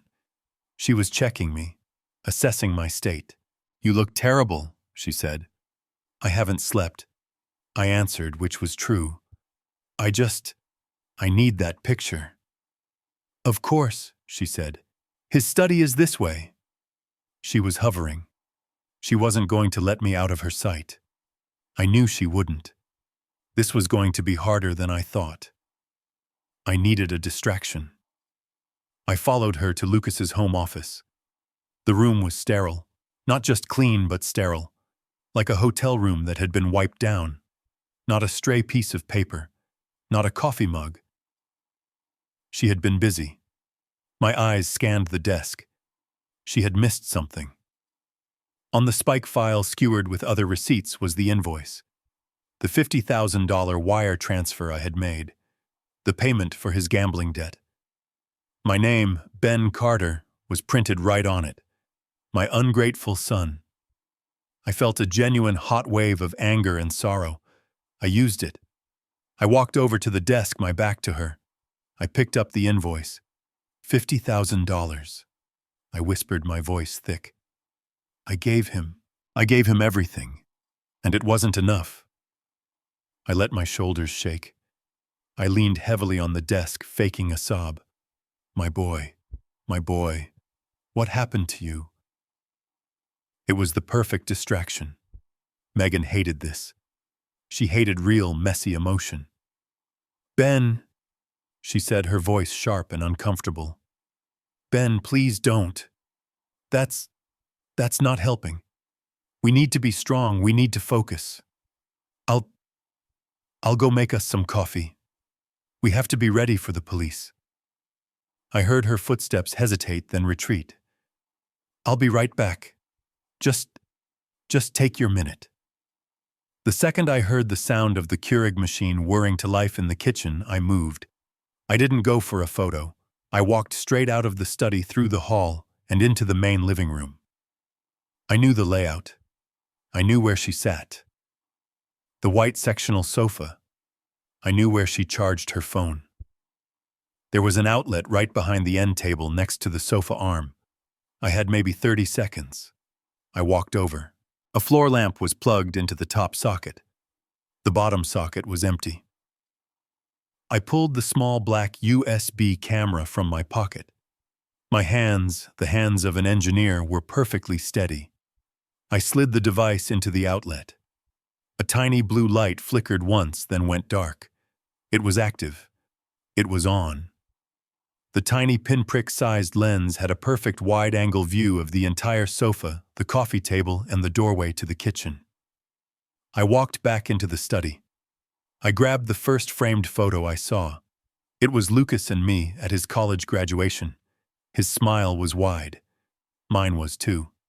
The father and the proud, successful son. What a joke. I was holding the photo when Megan walked back in carrying 2 mugs. Here, she said, her voice softer now that I had composed myself. Drink this. You look pale. Thank you, Megan, I said, taking the mug. My hand was steady.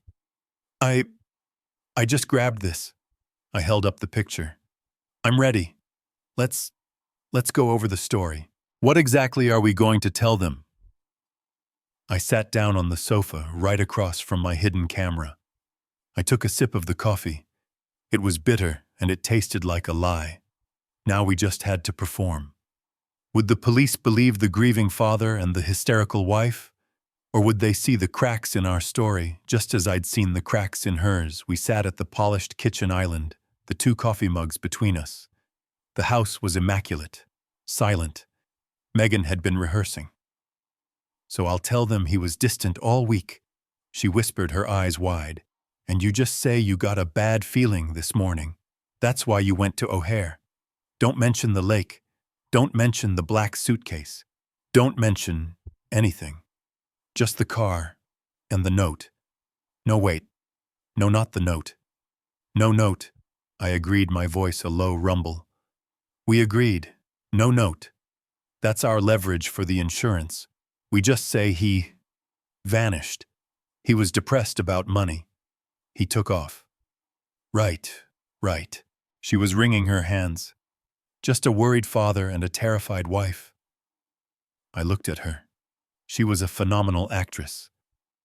She had managed to work herself into a state of believable agitation. Her hands were shaking. Her eyes were red. A casual observer would see a wife on the verge of a breakdown. I saw a murderer, or at least a co-conspirator, worried her performance wasn't good enough.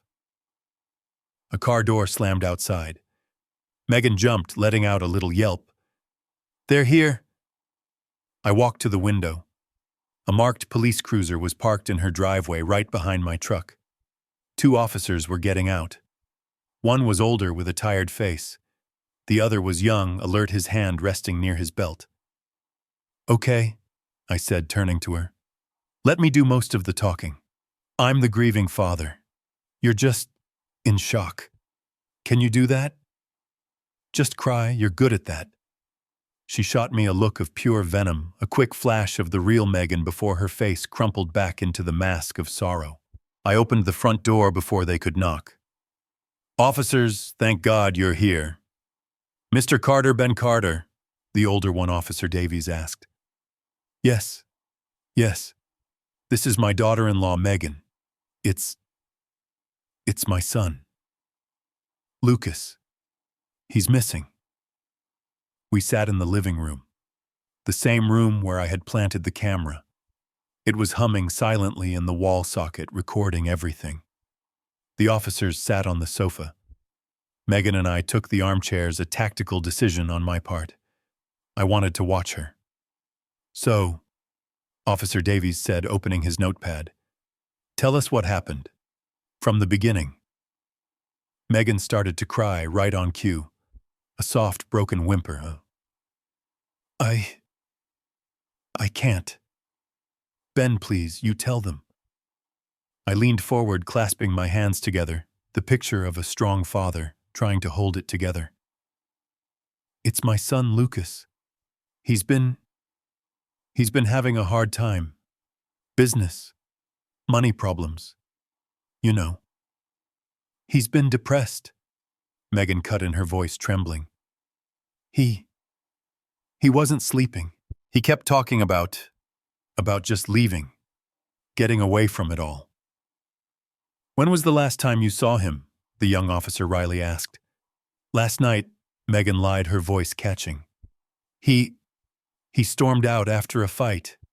He said he just needed space. He packed a bag, a small blue one. I kept my face a mask of stone. She was sticking to her first lie. The blue suitcase. She was good. She was consistent. And you, sir? Davies asked, turning to me. I had a bad feeling, I said, letting my voice crack. I've been worried about him. That $50,000 debt I paid, it was serious. I didn't sleep well. This morning I just felt something was wrong. I thought maybe he'd do something foolish. He always talked about flying away. So I drove to O'Hare. Just a hunch. And what did you find? His car, I said. His BMW. It was in the long-term parking. Garage C, I have a spare key. I opened it. And he was gone. The car was empty. It was just empty. I put my head in my hands. I didn't have to fake this part. The image of the empty pill bottle, the note to me. The grief was real, even if the story I was telling was a lie.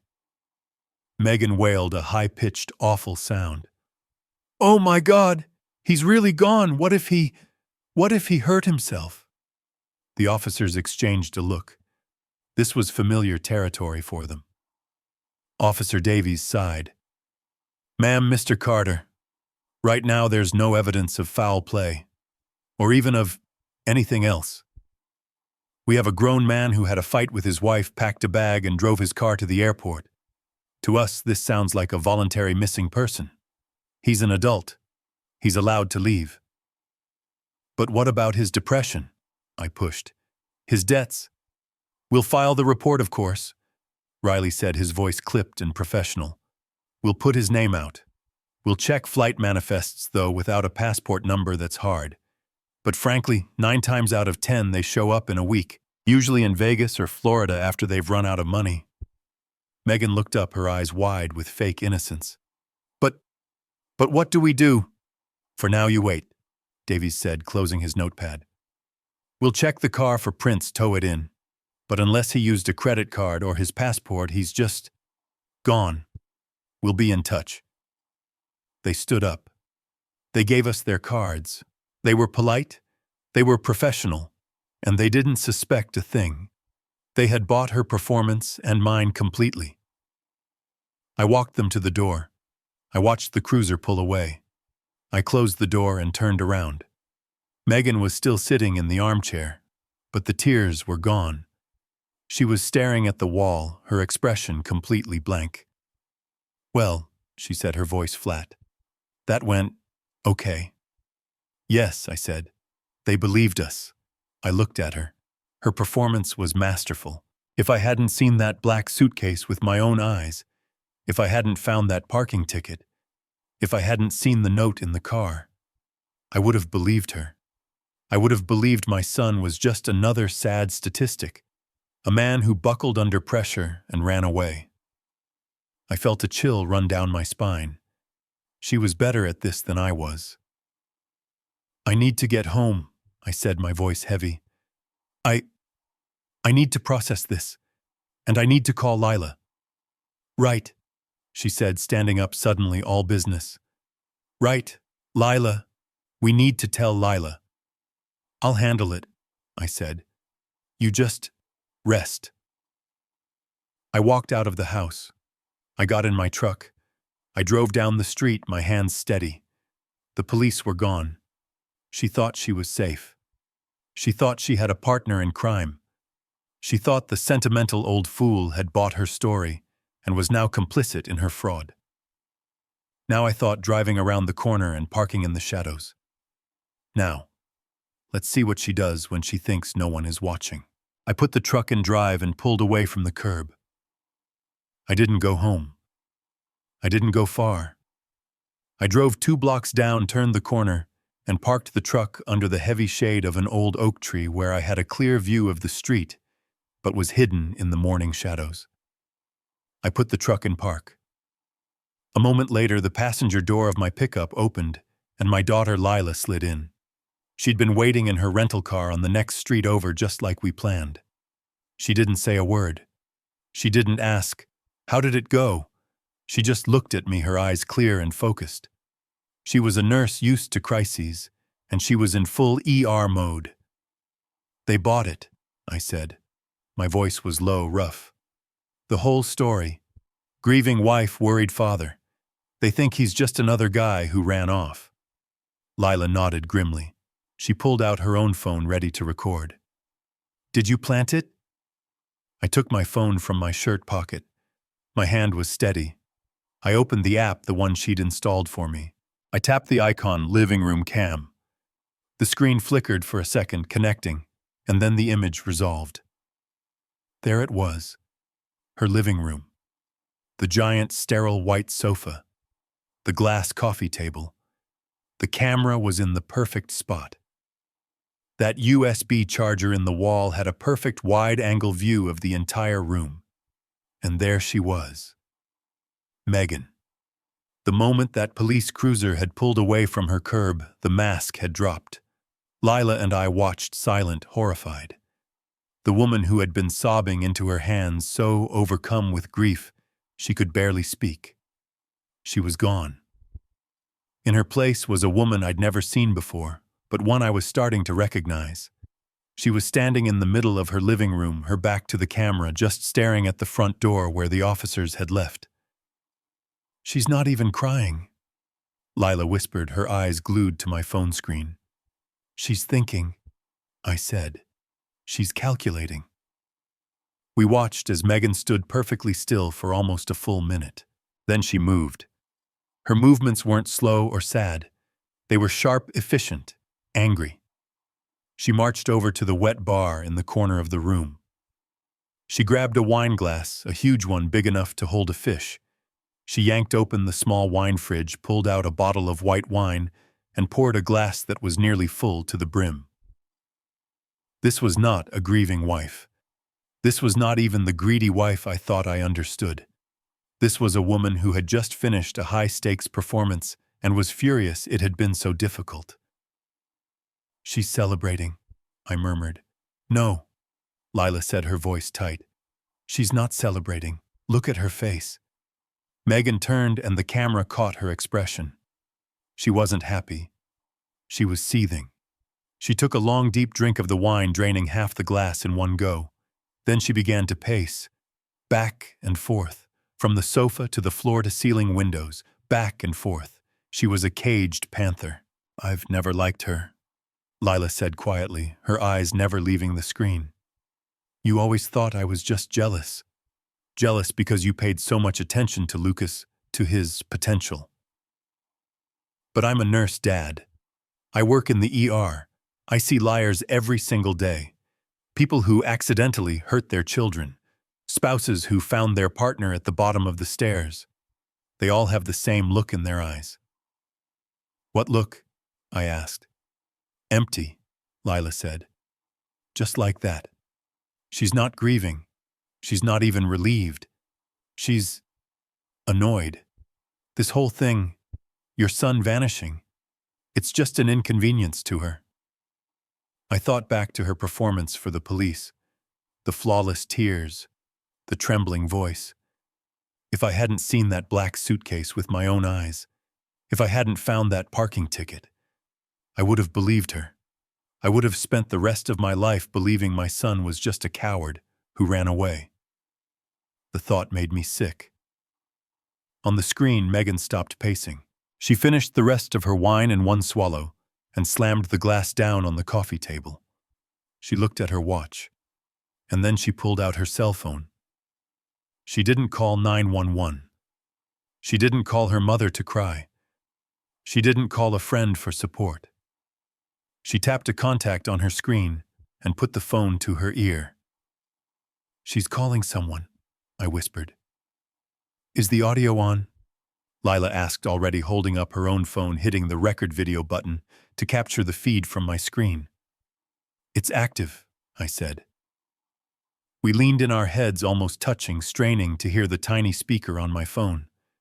The camera was picking up her side of the conversation. Her voice was no longer the soft, trembling whisper of a victim. It was low, sharp, and furious. It's a mess, she snapped into the phone. The old man is back. He found the car. Lila and I stared at each other. My blood ran cold. Who in God's name was she talking to? Lila's hand was shaking as she held her phone, but she kept the camera steady, recording the feed from my screen. The audio from the USB charger was tinny, distorted, but clear enough. Megan was pacing her living room, her face a mask of cold fury. She wasn't the grieving widow. She wasn't the panicked wife. She was a general whose battle plan had just been disrupted. "I don't care what you think," she hissed into her phone. "You do nothing. You stay exactly where you are. Do you understand me?" She stopped pacing and ran her free hand through her hair, a gesture of pure frustration. "Because he is here, the old man. He's back. He found the car at O'Hare." Lila and I stared at each other in the dim cab of my truck. My heart was a cold, heavy stone in my chest. Who was she talking to? A partner, someone she hired. "No," Megan snapped, cutting off the person on the other end. He thinks you killed yourself. He found the note I left in the car. He found the pill bottle." She listened again, her body rigid. "I don't care if you're nervous," she yelled, her voice a low, dangerous growl. "You are not coming back. He's a sentimental old fool. I handled him. You stay exactly where you are. He thinks you killed yourself. Who was she talking to that was supposed to be dead?" And then for the first time, the microphone on the charger picked up the faint, distorted sound from the earpiece of her phone. It was weak, and it was tinny, but it was there. "Are you sure?" the voice said.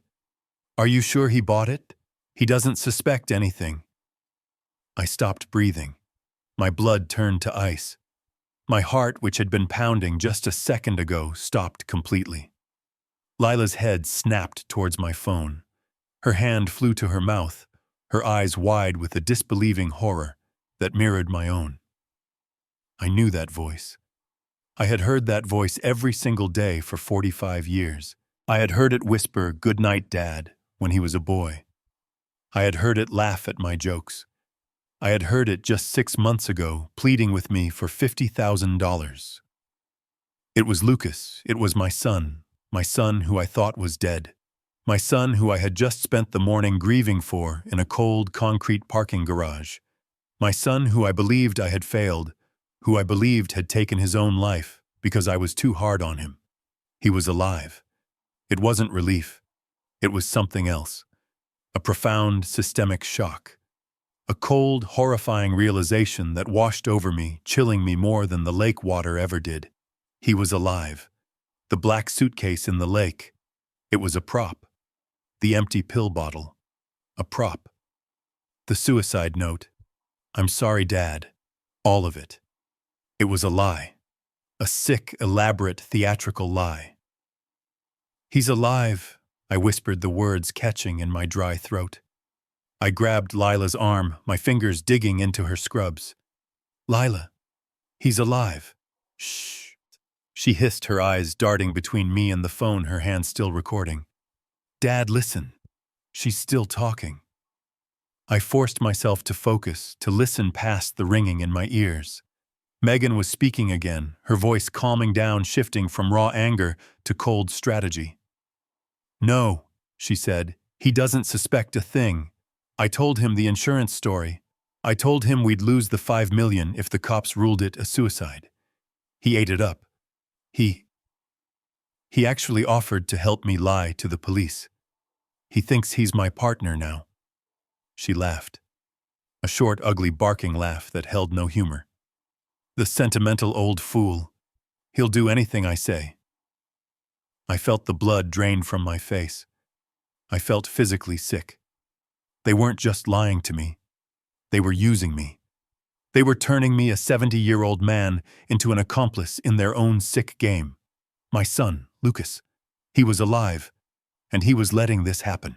He was on the other end of that phone listening as his wife called his father a sentimental old fool. He was letting her, making her, lie to me, manipulate me. He was letting me believe he was dead. The betrayal was so total, so complete, I couldn't even process it. It was a structural impossibility, a bridge collapsing in on itself. It was all there.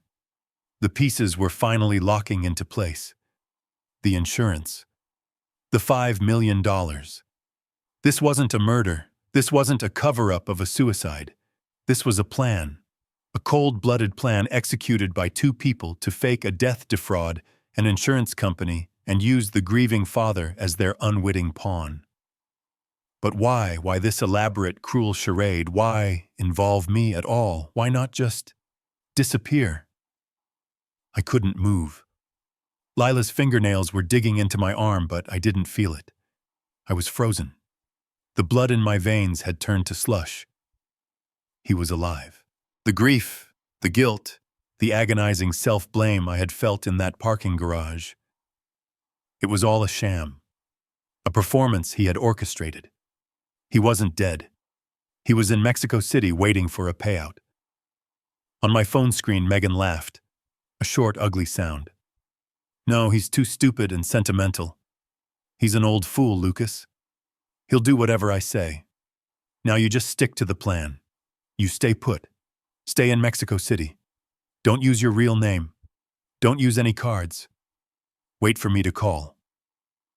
Mexico City. While I was dragging his suitcase out of a freezing lake, he was on vacation.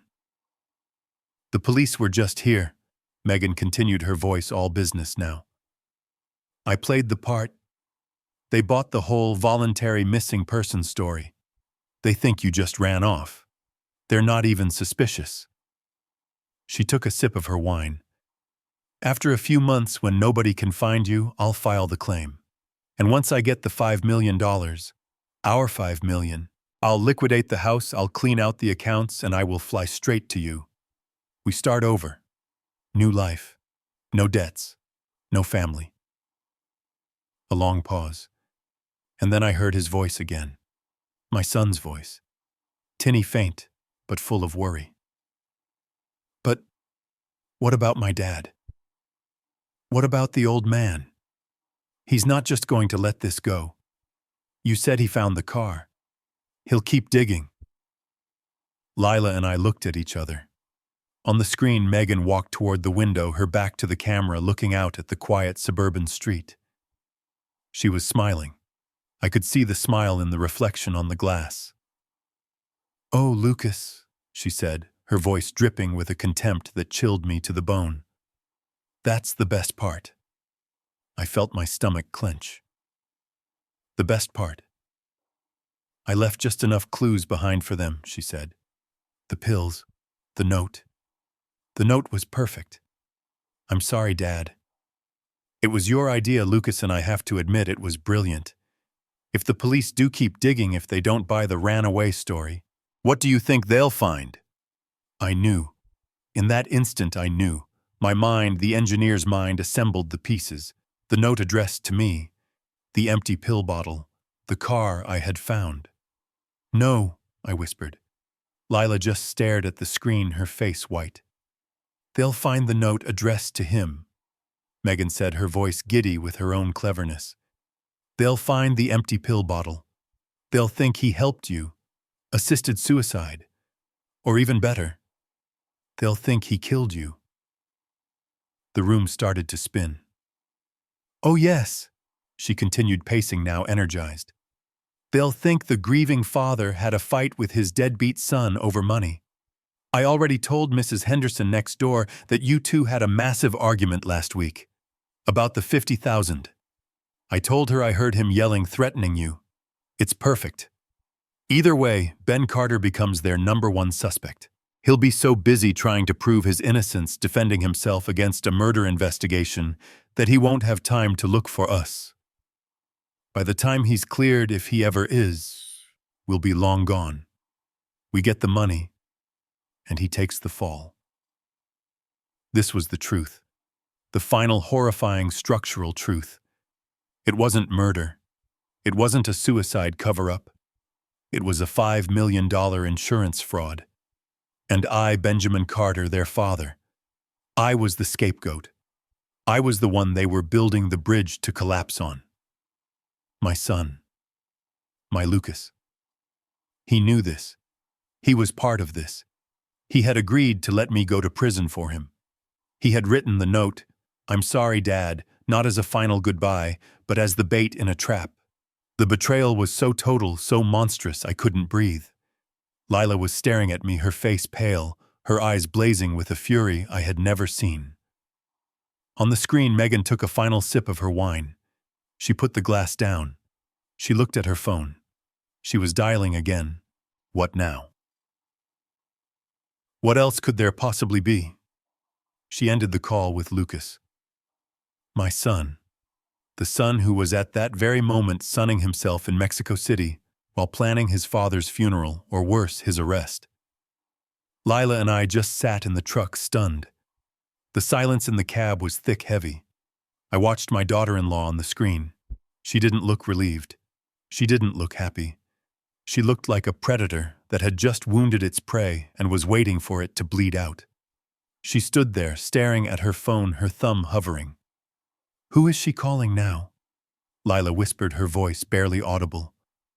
She's already talked to her partner in crime. Who else is there? I don't know. I breathed. My mind was blank. The betrayal was so complete I couldn't think. I couldn't see the next step. On the screen, Megan took a deep, steadying breath. It was a performer's breath, the kind you take before you walk on stage. She pressed a number on her phone.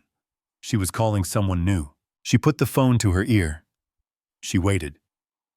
Her face, which had been hard and cold, suddenly crumpled.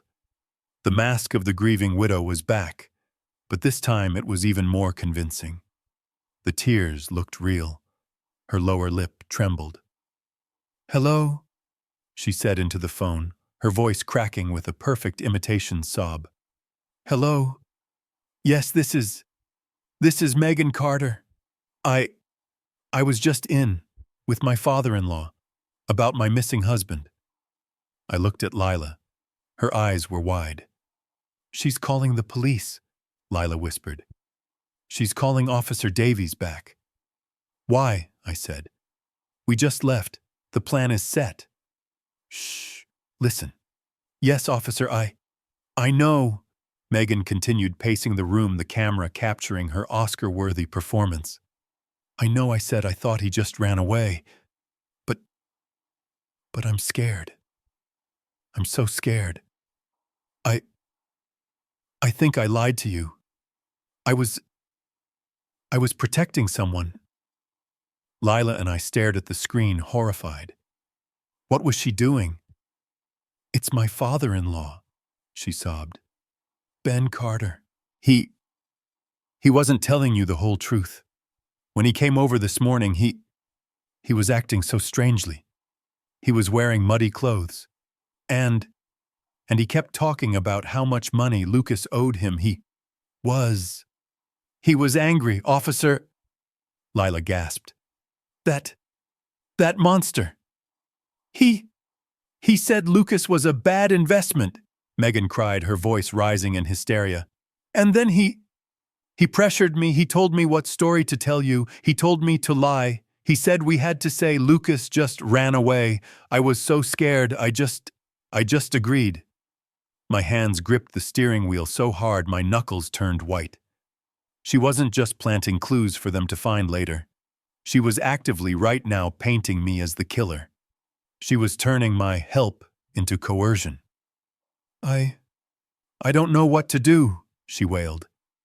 But you asked me if there was any foul play. And now I think there is. I think, oh God, I think Ben knows where my husband is. I think he might have hurt him. He was so angry about the money. Please, you have to look into him. Please. She listened for a moment, nodding, wiping away fake tears. Yes. Yes, I'll be here. Thank you. Thank you so much. She hung up the phone. She stood completely still. The tears stopped, instantly. She wiped her face with the back of her hand, her expression now cold, hard, and satisfied.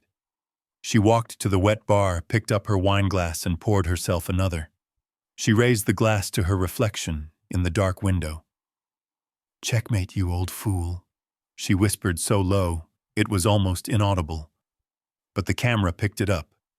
I hit the stop recording button on my phone. The screen went black. Lila and I sat in the truck in total silence. There was nothing to say. I had seen it all. I was not a grieving father. I was not a sentimental old fool. I was a loose end. And she had just tried to tie me up. She had just sicked the police on me using my own grief, my own muddy jeans from the lake as evidence against me. Dad, Lila said, her voice shaking with a rage I had never heard in her. What are we going to do? I put the phone in my pocket. I took a deep breath. The engineer is back in control. The shock was gone. What are we going to do? I said, turning the key in the ignition. The old truck roared to life. First, we send this entire video file to a secure server. Second, you call your lawyer. Not my lawyer, your lawyer. Why? Because, I said, pulling the truck into gear, I am no longer just a witness. That woman just accused me of murder. I am now a suspect.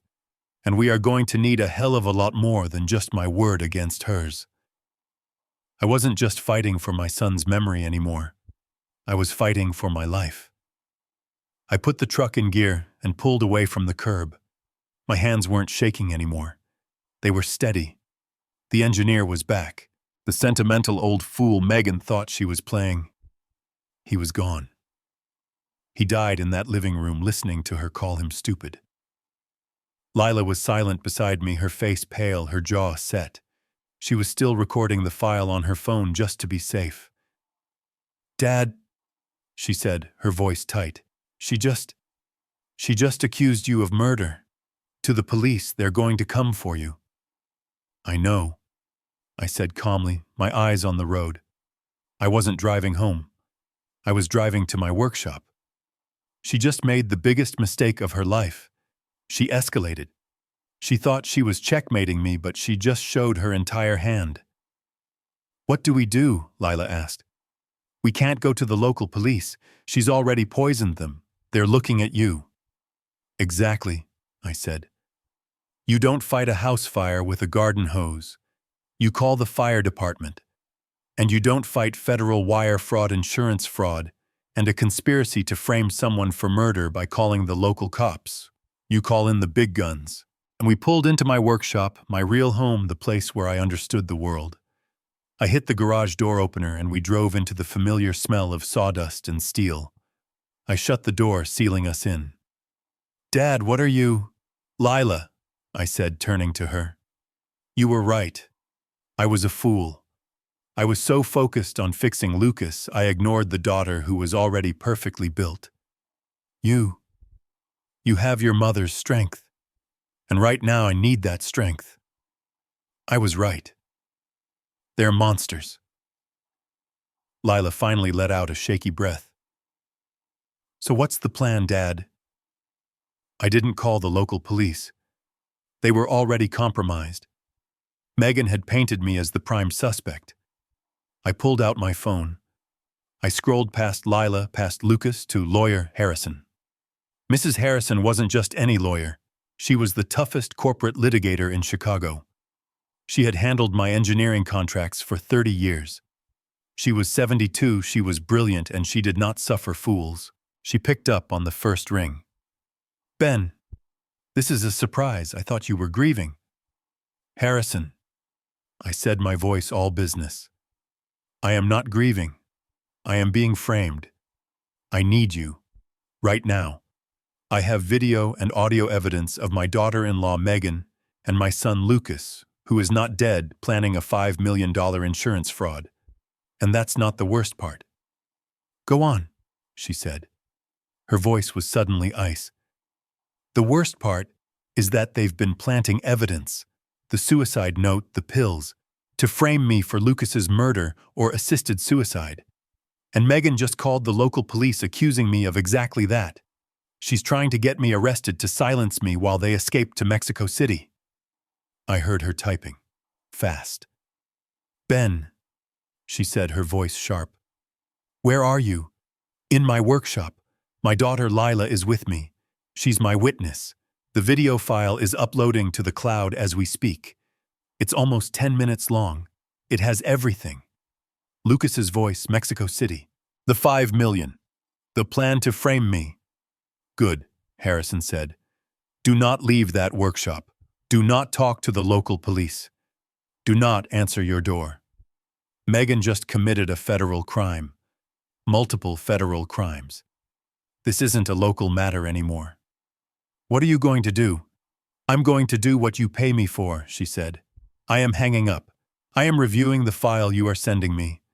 And then I am making one phone call to a friend of mine at the FBI's white-collar crime division. This is wire fraud, mail fraud conspiracy. This is interstate. This is their jurisdiction. Megan wanted to call the cops. Fine. We'll call better cops. Harrison, they think I'm just a sentimental old fool. I said the words tasting like acid. I know, she replied, and I could almost hear the grim smile in her voice. That's her second biggest mistake. Her first was trying to outsmart me. Send me that file, Ben. And sit tight. The game has just changed. She hung up. Lila and I sat in the silence of the workshop, the massive silent tools of my old life surrounding us. The file finished uploading. Sent. So now what? Lila asked. Now so, I said, walking over to my old coffee pot and starting a fresh brew. We wait. We wait for the trap we set to catch the rat. And then we wait for the exterminators. The game was no longer mine to play. It was in the hands of the FBI. When would the trap finally spring? The call came the next morning. It wasn't Harrison. It was Officer Davies, the local cop from yesterday. His voice was no longer patient. It was firm. Mr. Carter, we need you to come down to your daughter-in-law's residence. We have some follow-up questions regarding your statement. Some new information has come to light. New information? I asked, playing dumb. Yes, sir. Your daughter-in-law provided a supplemental statement. We need to clarify your timeline. Can you meet us there in 20 minutes? Of course, officer. I'll be right over. I hung up. I looked at Lila. She had slept on the old cot in my workshop. She looked tired, but her eyes were sharp. They're here, I said. Megan's police. They want me at the house. It's the trap, Lila said, standing up. She's trying to get you on her turf with her cops to accuse you publicly. I know, I said. I put on the same jacket I'd worn yesterday. Harrison said to wait for her signal. She said the feds move at their own pace. She told me to stall if they called. So what are you going to do? I'm going to walk right into her trap, I said. I picked up my keys. But she's not the only one who set one. When I pulled my truck onto her street, I saw them. 2 local police cruisers parked at the curb. Officer Davies and his young partner Riley were standing on the walkway. And Megan. She was standing by the front door, wrapped in a blanket, dabbing her eyes with a tissue. She looked like the perfect victim. She saw my truck, and her face hardened for just a second before it crumpled back into that mask of sorrow. She was ready for her final performance. I got out of the truck. Officers, I said, walking toward them. What's this all about? Has there been news? That's what we're here to find out, Mr. Carter, Officer Davies said, his hand resting on his notepad. He was not my friend this morning. Your daughter-in-law, Mrs. Carter, has told us some things that contradict your story from yesterday. Megan let out a sob. I just want to find my husband. Mrs. Carter here says, Davies continued, his eyes locked on me, that you and your son had a significant financial dispute, that you were angry with him, that you threatened him just last week. I looked at Megan. She was peeking at me through her fingers, watching my reaction. I paid a debt for him, yes, I said calmly. I was upset. Any father would be. She also says, Officer Riley chimed in, stepping forward, that you pressured her into telling the runaway story, that you were the one who insisted on it, that you were wearing muddy clothes when you arrived yesterday morning. Is that true, sir? The trap was sprung. Here it was. The grieving father, the angry threats, the muddy clothes from the lake. She had handed them a perfect case against me. He threatened him, Megan wailed, pointing a trembling finger at me. I heard him. He was yelling about all the money. He was jealous of Lucas. He thought Lucas was wasting the family's future. This was it. The moment she thought she had won. That's a hell of a performance, Megan, I said, my voice quiet, but it cut through her fake sobs. She stopped crying, her eyes narrowing. What? What did you say? I repeated, it's an excellent performance, but you missed a few details. Sir, I'm going to have to ask you. Officer Davies began stepping toward me. And at that exact moment, a black sedan, a Ford Taurus with no markings, turned the corner and pulled up silently behind the police cruisers. It was followed by a second. The doors opened. My lawyer Harrison stepped out, looking like she was walking into a boardroom, not a suburban street. She was followed by Lila, and behind them 2 men and a woman in dark suits with telltale badges clipped to their belts. They didn't run, they walked. Every step was full of authority. Officer Davies, Harrison said, her voice like steel. My name is Barbara Harrison. I represent this man, Benjamin Carter. The local cops looked stunned, confused by the sudden shift in power. Megan's face, her perfect, grieving, tear-streaked face. It froze. The color drained away. She stared at the FBI agents, her mouth half open. What is this? She whispered. Thuakek Sai Kwan, Harrison said, turning to Davies and Riley. My client, Mr. Carter, is not a suspect. He is the victim of a multi-state conspiracy to commit insurance fraud, wire fraud, and a malicious attempt to frame him for murder. One of the FBI agents, a tall woman with cold, intelligent eyes, stepped forward, holding up her badge. Officer Davies, we'll be taking over from here. This is now a federal investigation. She turned her gaze from the local cops to the woman on the porch. Mrs. Carter, the agent said, her voice flat. I'm Agent Thorne. I have a few questions for you, but first, you have the right to remain silent. The world stopped. The birds stopped singing. I looked at Megan. The mask was gone. There was no grief, no anger, just the raw, primal terror of an animal caught in a steel trap. She looked at me. Our eyes met. She didn't see a sentimental old fool. She saw the engineer who had just brought her entire unstable, fraudulent bridge crashing down around her. She crumpled. Not a fake sob. A real guttural collapse, her legs giving out, as she fell onto the pristine walkway. It was over. Megan didn't scream. She didn't protest. When Agent Thorne said, "You have the right to remain silent," something in her just broke. The intricate structure of her lies, the web she had so carefully built, had just been hit by a wrecking ball. She just sat on the walkway, a hollowed-out version of the confident woman from last night, and stared at the grass. Officer Davies, the local cop, looked completely lost. He was still holding his notepad, his mouth slightly open. "Agent Thorne," he stammered, I don't understand. We had a credible report of a potential homicide." Harrison, my lawyer, stepped forward. She was in her element. This was her bridge, her courtroom. "You had a report, officer, because Mrs. Carter fed it to you," she said, her voice cutting through the morning air. She was fabricating a case against her father-in-law to cover her own crimes. She was desperate. She was trying to frame him. She held up her phone. "We have the recording, officers. The one my client made.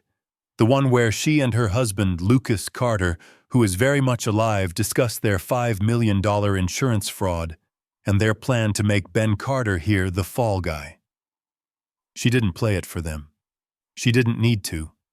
The presence of the FBI told the whole story. Agent Thorne nodded to her team.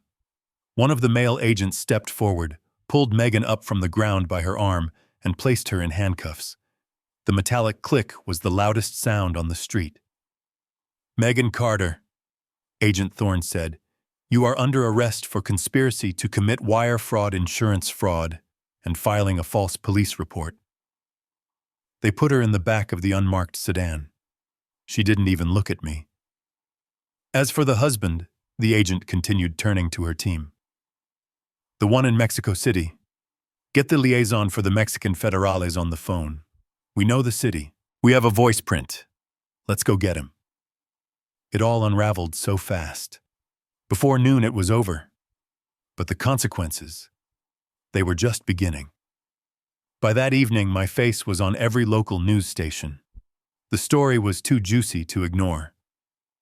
70-year-old engineer busts $5 million fraud plot. They painted me as some kind of hero, a grieving father who uncovered a dark conspiracy. I didn't feel like a hero. I felt empty. I felt tired. The media was camped out on my street. I had to go stay with Lila. The legal and financial fallout was catastrophic for them. Harrison was ruthless. The first thing she did was contact the bank that held the mortgage on their massive house, the loan I had co-signed. "Ben," she told me over the phone 2 days later, "it's done. I sent the bank's legal department the audio file and a sworn affidavit. I informed them your co-signature was obtained under fraudulent pretenses, as the primary borrowers were actively conspiring to frame you for a federal crime." "What does that mean?" I asked. "It means you are no longer liable for that mortgage," she said. "And since they haven't made a payment in 2 months, they were already in default. The bank is foreclosing, immediately." They lost the house. The news from Mexico came 48 hours later. The Federales had found him. Lucas. He wasn't in a 5-star resort. He was in a cheap motel outside Mexico City, waiting just like Megan told him to. The picture of him in handcuffs being led onto a plane at O'Hare. He wasn't the confident investor. He wasn't my brilliant, charming son. He was just small. He looked thin and terrified. The trial was a blur. I had to testify. I had to sit on that stand in front of a jury of strangers and tell the world what my son and his wife had planned to do to me. I had to watch the jury listen to that horrible recording. I had to watch them play the video of Megan in her living room, her voice cold and hard, saying, "He takes the fall." Lucas and Megan, faced with the evidence, turned on each other. It was pathetic. He blamed her greed for the insurance money. She blamed his weakness for the gambling debts that started the whole mess. They didn't stand a chance. The jury found them guilty on all counts. They were facing years, many years, federal charges, conspiracy, fraud. They lost everything: their house, their cars, their freedom. I had won. I had protected myself. I had exposed the truth. But as I walked out of that courtroom past the cameras and the reporters, I didn't feel victorious. I felt like I had just buried my son after all. I went back to my house, the brick house Sarah and I had built. It was quiet. Too quiet. For a week, I just sat in my workshop, staring at the blueprints on the wall. Blueprints for bridges that were still standing strong and true. That house. It was supposed to be Lucas's. Everything I had built, every late night I'd worked, every dollar I'd saved, it was all for him. It was meant to be his legacy. But what do you do when the person you built everything for tries to tear you down? You can't live in a structure that's been compromised. You have to condemn it. I called a realtor the next day. A young, energetic woman who didn't understand why I was selling the most beloved house on the block. "It's a gem, Mr. Carter," she said. "We'll have offers in a day." She was right. It sold in 12 hours. I sold everything. The house, the tools I'd used for 50 years, the furniture Sarah and I had picked out. I kept my clothes, my truck, and one framed photo of Sarah. That was it. Lila had been calling me every day. "Dad, what are you doing? Where will you go?" "I don't know." I'd tell her, I can't be here anymore. This place is full of ghosts." "Then come here," she said, her voice firm, the same one she used in the truck at O'Hare. Don't be alone. Stop being alone. Come to Boulder. Come be a grandfather. My son Leo, he's 10. He's been asking why he never sees you. What am I supposed to tell him? The words hit me. Leo, my grandson. I hadn't seen him in over a year. I'd missed his birthday.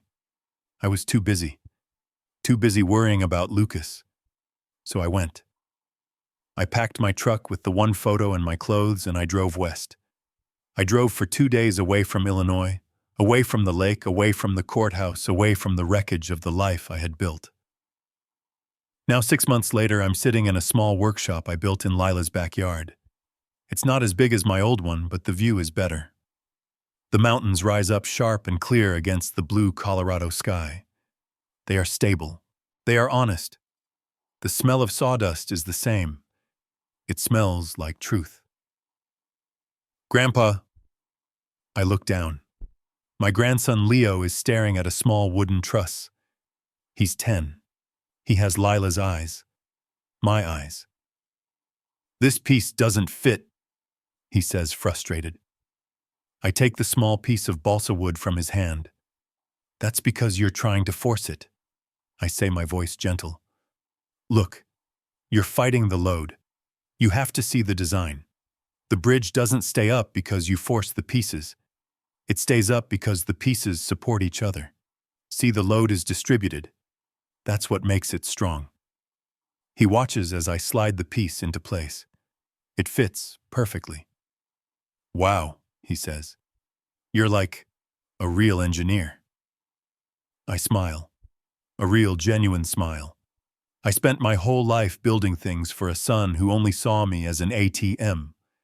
A son who was willing to send me to prison to fund his escape. I ignored the daughter who loved me. I ignored the grandson who just wanted me to teach him how to build something. Lucas and Megan, they tried to frame me.